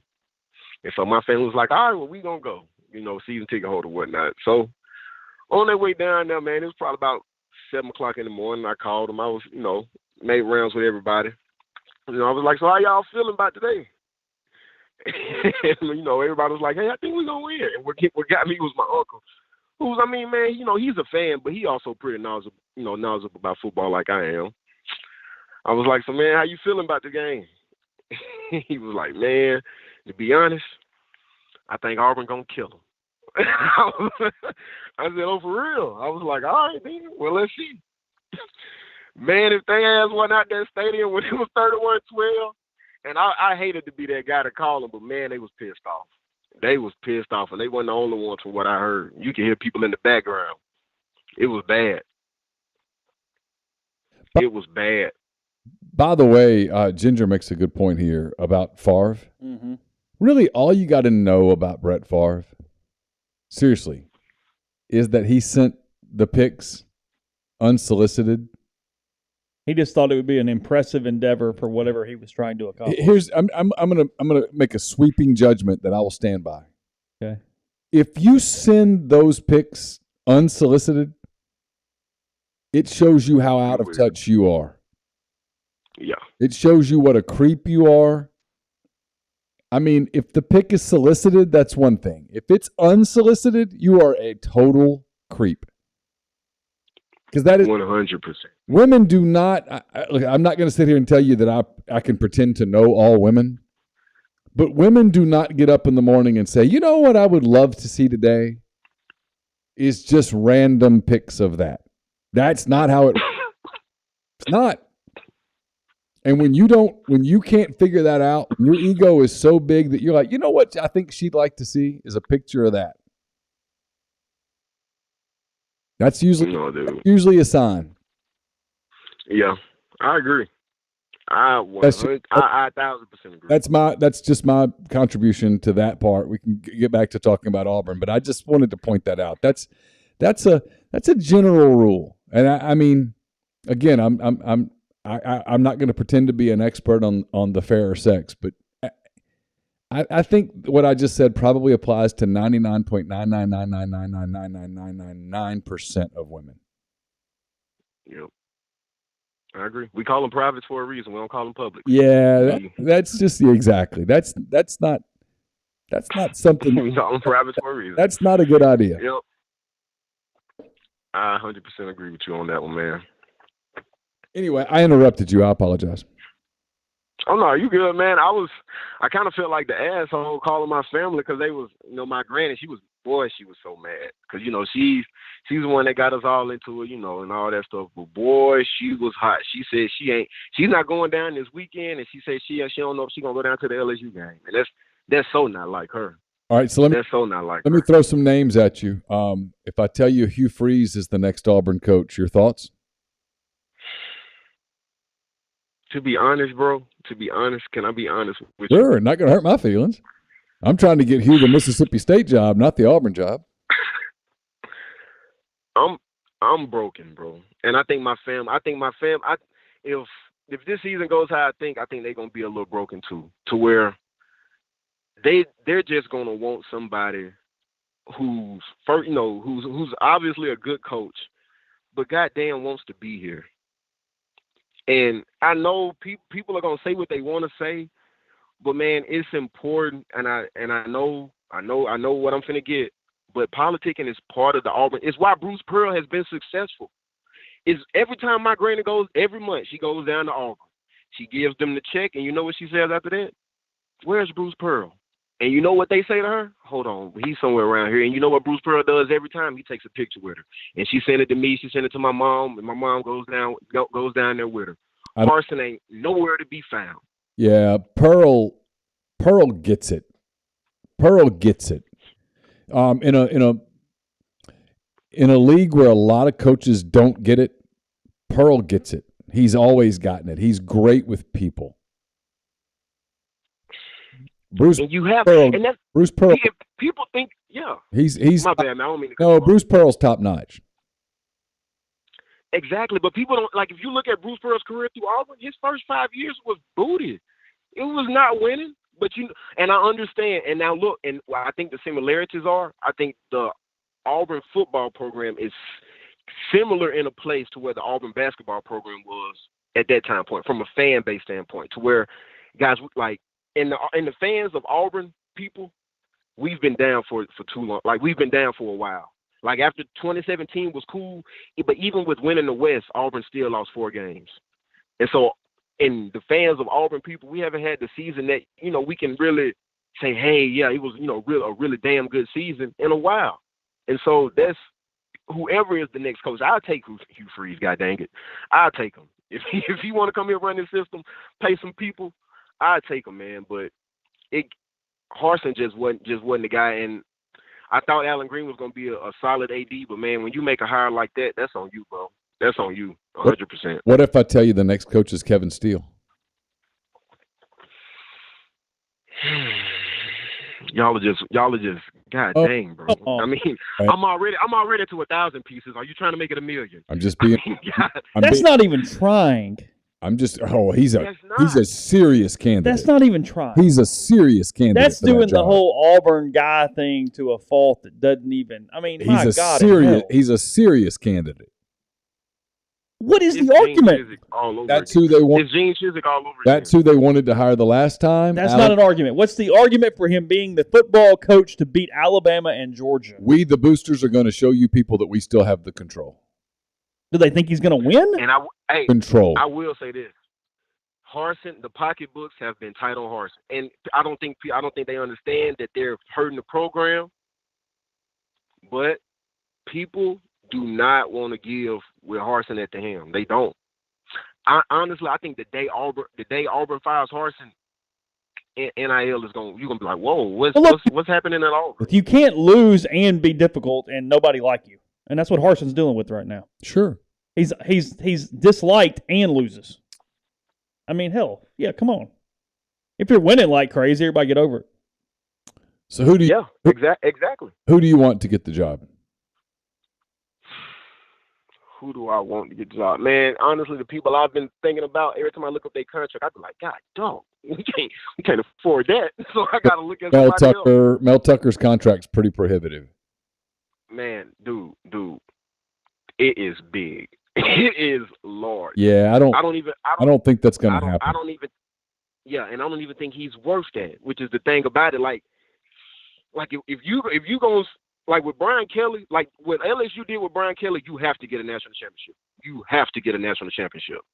If you take Mel Tucker away from Michigan State for more than $9 million, you have to get a national championship or a playoff appearance or something. Yeah, you have to. And I don't think he's that guy. Honestly, bro, if you can't get a proven head coach, a guy I wouldn't mind seeing, but people would have to let him learn a little bit, is Jeff Levy. Yeah, I think Jeff's name will come up on that job. Really? I do. Not ready for that. It's a leap. Grind's right. You'd have to let him grow into it. And the boosters are willing to sit by and watch that for 2 years? I don't know. You'd have to. They're okay with 7-5, 6-6. But you have to. You won't. This next coach, whoever the next coach is, you got to ride out with him. You got to. Ugh. You got to. Can I interrupt all of the You discussion? think Freeze would sign my bill? Oh yeah, he'd sign it. Can I interrupt this real quick? JT Daniels sucks. Yeah, Ole Miss got lucky. Did he just throw a pick? No, he just throws a ball. And he got lucky because they're going to call a penalty on Virginia Tech, but he's just bad. Yeah, I got that, man. Enough about Auburn. Auburn sucks. This game against Missouri, I feel y'all with the under, but man, like I told y'all last week, I thought Auburn would lose by 2 or 3 possessions against Penn State. They said, boy, hold my beer. We finna show you we can do worse. All right, so give me your give me your thoughts on what were you gonna say now? Tennessee, Florida. Who wins? Tennessee, but it's closer than what people thinking. Tennessee run defense against Florida run offense. Game. You just yeah. Tennessee run defense gonna get tested as like they've never been tested this year. It's gonna be a game. You're gonna do some work. What about Texas A&M, Arkansas, and Arlington? Ooh, that's a game that you just watched on bet. But if I had to gun in my head, oh yeah, I take betting that game. You have issues. Yeah. You're really betting because listen, here's the deal: the odds are that game's super close, and the line's like 1.5 right now. But that game has a 28-point swing on it. Arkansas could win that game by 14. Texas A&M could win that game by 14. Yeah, I was gonna say that's a 4-outcome game in my opinion. If you told me A&M won big, Arkansas won big, Arkansas won close, A&M won close, I believe it all. Yeah, I agree completely. I agree. I believe it all. Yeah, absolutely. But I would say, dang it, give me the better quarterback in that game. But because I know Arkansas pass defenses suck, but can A&M take advantage of it? I don't think so. So Arkansas close, probably play the under, like 27-23 maybe. I don't know if that's the under. I don't know what the over-under is. Yep. Maybe 23, 20. 40s. It's in the 40s. It's really close. Yeah, man. Just don't bet that game. Yeah. Hell no. Don't bet that game. Yeah, you're smart to leave that game alone. Yeah. Who else plays this week? Auburn, Missouri. The thing is, like I told y'all last week, man, I felt like Penn State had a big advantage at the skill positions, and they showed that they did. They was able to stretch the field with their receivers. Auburn has shown completely this whole season that is not in their offense. The farthest the ball will be completed is probably 10 to 15 yards down the field. If Missouri is able to stretch the field and able to hit some deep shots, I think Missouri can come up with an upset. It'll be a low-scoring game. 51. I really think that could happen. Auburn, Missouri. So if I told you that Missouri won the game, does Brian Harsin coach next week? Oh, no. I would say for anybody that hate Auburn or just wants to just relish in this Auburn, misery or whatever you want to call it, go listen to the JG's last Auburn sports podcast. It is, ooh. As he said, everybody agreed, if Harsin loses this game, they believe that they're going to get a letter on Sunday just saying that, hey, he's been fired of his duties. No press conference today. How big of a deal is or isn't it with the team that Finley's dad's going off on podcast about play calling and coaches and all kind of stuff? Well, first off, he don't see that his son suck. Like, I mean, that's the first problem. I mean, first off, boy, your son probably lead the country in turnovers. That's just more than just play calling. Your son do stupid stuff. Even when bad players make bad plays worse, and that's what your son been out there doing. But I mean, man, I think I'm not gonna say they gave up on Harsin, but I'm finna tell you this, man. If you watch the end of that Penn State game when they was just running the ball, I ain't seen that happen at Jordan-Hare Stadium in years. I ain't seen that happen in years. No, I ain't seen somebody just hand the ball off and just get whatever they want. I ain't seen that. It had a different look to it, for sure. I've covered a lot of games in that stadium, and it had a different look to it, for sure. And I think Ole Miss fans, I wouldn't touch that over under. I just take Ole Miss to cover and just chill. Have you some rotator dip while the Rebels win by like 35, something like that. That's what I think too. That over unders. Because the problem with Tulsa, I do think they can score. I mean, it wouldn't shock me if that happens, but the problem is they liable to throw 2 or 3 to Ole Miss and get taken back the other way. Sure. And that suddenly and their defense is porous. Crazy on you. And Lane's, if it gets to like 4 scores, Lane's going to start thinking about Kentucky. And so you just got to – it's just not a good over-under to get to. It's just not. Do what you want to do. If you want to put money on it, go for it. But if that thing's at 65, Vegas is laughing all the way to the bank because that's about right. Mm-hmm. It could go either way. It could go either way. Yep. 100% agree. And I want to say, I guess is South Carolina off this week, I'm guessing? Charlotte. They play Charlotte. They're a 22-point favorite over Charlotte at 6:30 on Saturday night. My rule when you play Charlotte is if you don't cover, then that says a lot about you, and that's why I took Coastal Carolina tonight because Georgia State ain't covered against Charlotte last week. Here's the thing about Carolina is that their quarterback play just leaves a lot to be desired. I know his name. It does. I know he has a big. Spencer Rattler, he's underwhelming. He is. Like I watched them play against Arkansas. I watched them play against Georgia. He's not in the same league as Jefferson or our guy at Georgia. What's his name? Stetson Bennett. Stetson Bennett. Thank you. Stetson Bennett. He's not in the same ballpark. But how much is Stetson Bennett the talent around him? Like Stetson Bennett is gonna go. He's probably gonna get drafted and gonna look balls to the wall in the NFL because he's so used to having all the time in his life, having receivers 5 yards open. Here's what he does, though, and you got to give him credit for this. Like, yes, he is surrounded by so much talent, but that cat really gets it. He's shown to be a little more athletic than we thought he was. He's accurate. He makes really good decisions. He's a winner. He wouldn't start at Ole Miss. I don't know about that. His decision making would probably win him the job right now. Look, I think Jackson Dart's going to be a really good quarterback. But right now, today, I don't know that Jackson's as good of a decision maker as Bennett. And with the weapons with the weapons that Ole Miss has, I think they would take Stetson Bennett and just go game manage the hell out of people. Okay. I agree. Okay. I take you on that one.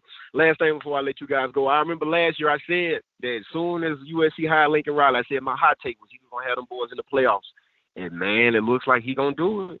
Looks like he may have USC in there. We gotta see. Saturday. We gotta see Saturday night. Let him go to Corvallis. See what happens. Neal. All right, we gonna see, man. All right, we gonna see. I'm gonna keep enjoying the show. You guys have a good night. All right, Grind. Thanks, buddy. Going all in on the Beavers. A little bit. We'll see. They're a good team at home. Smith's a really good coach. Okay. He's really good. God, they sucked a few years ago. He's done a good job. He's done a really good around. job. He's done a really good job. Because they were awful. Yeah. It's almost like in today's college football, it can change quickly. They've come a long way since Ramon Miello. Yeah. Ole Miss has come a long way since Ramon Miello. Ole Miss has come a long way since Elijah Moore peed in the end zone. It's been a trajectory since then, hasn't it? Just saying. All right, 16-14 Browns lead the Steelers, 1:43 to go in the third and counting. West Virginia starting to get a little West Virginia getting a little bit of an advantage over Virginia Tech. Hey, who do we have? Hey, guys, it's Thomas in Houston. What's up, Thomas? Hey, I got a funny story for you because Brian gave you a bunch of football content, so I figured I'd take us back to a food podcast. All right. Okay. So I was headed out to a sporting clay shoot a couple years back with my grandfather at a gun club about an hour away from Houston, and he just wanted to listen to the radio. That's the kind of person he is. So I put on your podcast, and this is Matt Luke pre-Labor Day. You guys are just filling time right after the Popeyes open in Oxford. And y'all fill the first hour of the podcast pre-break with a Popeyes Chick-fil-A sandwich comparison. And my grandfather looks at me and he says, Are you sure this is a sports podcast? Yeah. Had to fill some air, had to fill some content. We had stuff going on.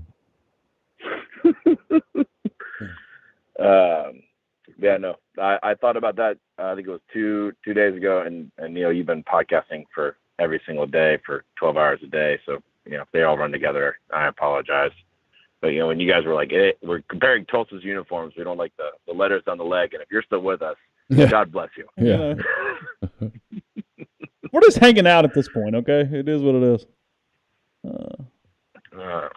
But I just wanted to tell you guys that I appreciate all the content, and I just figured I'd share that story because I was headed back from the gun club today, and I was thinking about it as I was headed down listening to Mind on My Money. And just the amount of shows you guys are putting out is pretty incredible.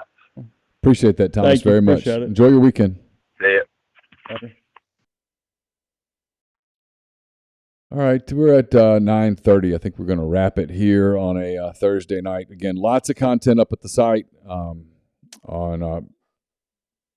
There's some recruiting stuff from Josh Hubbard's commitment earlier today. Big commitment for Ole Miss basketball. So that's there. A lot of Ole Miss Tulsa content. Pete's Pigskin preview. Highly recommend that you watch that. I'll put it up in podcast form. It's going to be much better to watch. Much, much, much better. And for the people who think that we're steering you towards YouTube, we make more money if you listen to it. But it's a much better watch. We'll have Butcher versus the spin instructor up in podcast form as well. We'll put this up as the Friday podcast. We'll put it up in two different parts. We'll have coverage on Saturday, Ole Miss and Tulsa, 3 o'clock at Vaught Hemingway. I'll be at the stadium. I'll have a column. I'll have a couple of other content pieces. Chase will have the post-game show, probably starting around, 6:20, 6:30, something like that.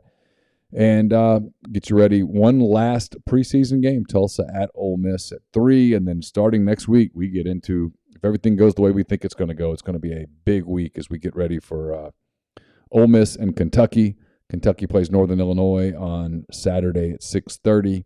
If the Wildcats win, and they're favored to win by 20-some-odd points, if the Wildcats win, they're going to come to town as a top 10 undefeated SEC team against what we suspect will be an undefeated Ole Miss team with a ton on the line in that game. Two teams that are two programs that over the last year and a half or so, Three the only programs that are anywhere close to Alabama and Georgia in the league. Robert, thank you so much for the super chat. Really appreciate that. It's very nice of you. He says thanks for the content. You're welcome. Appreciate all the people that do appreciate the content. We've put a lot of effort into it. Tried to give you a diverse amount of content from the serious to the silly and everything in between. So thanks for noticing. We appreciate that a lot. All right. Again, thanks to Comer Heating and Air, Southern Air Conditioning and Heating for making this show possible each and every Thursday night. 662-801-1777 to get in touch with the people at Comer. If you live in Oxford, Tupelo, or the surrounding area. Southern is 662-429-4429. If you live in Memphis, DeSoto County, that area, you want to make sure that your heating system is ready to roll as the fall rolls around. So keep that in mind as the month of October gets here and the cooler weather starts to come and you start to think about your needing to turn your heater on at some point. You want to make sure that it's operational. So get in touch with those people and they'll come out, check it out, and make sure that you're safe. So for Chase, I'm Neal. Talk to you guys over the weekend. Again, post-game show on Saturday night, and then we'll be back on Monday with another edition of the Oxford Exxon podcast. Until then, have a great weekend. Take care.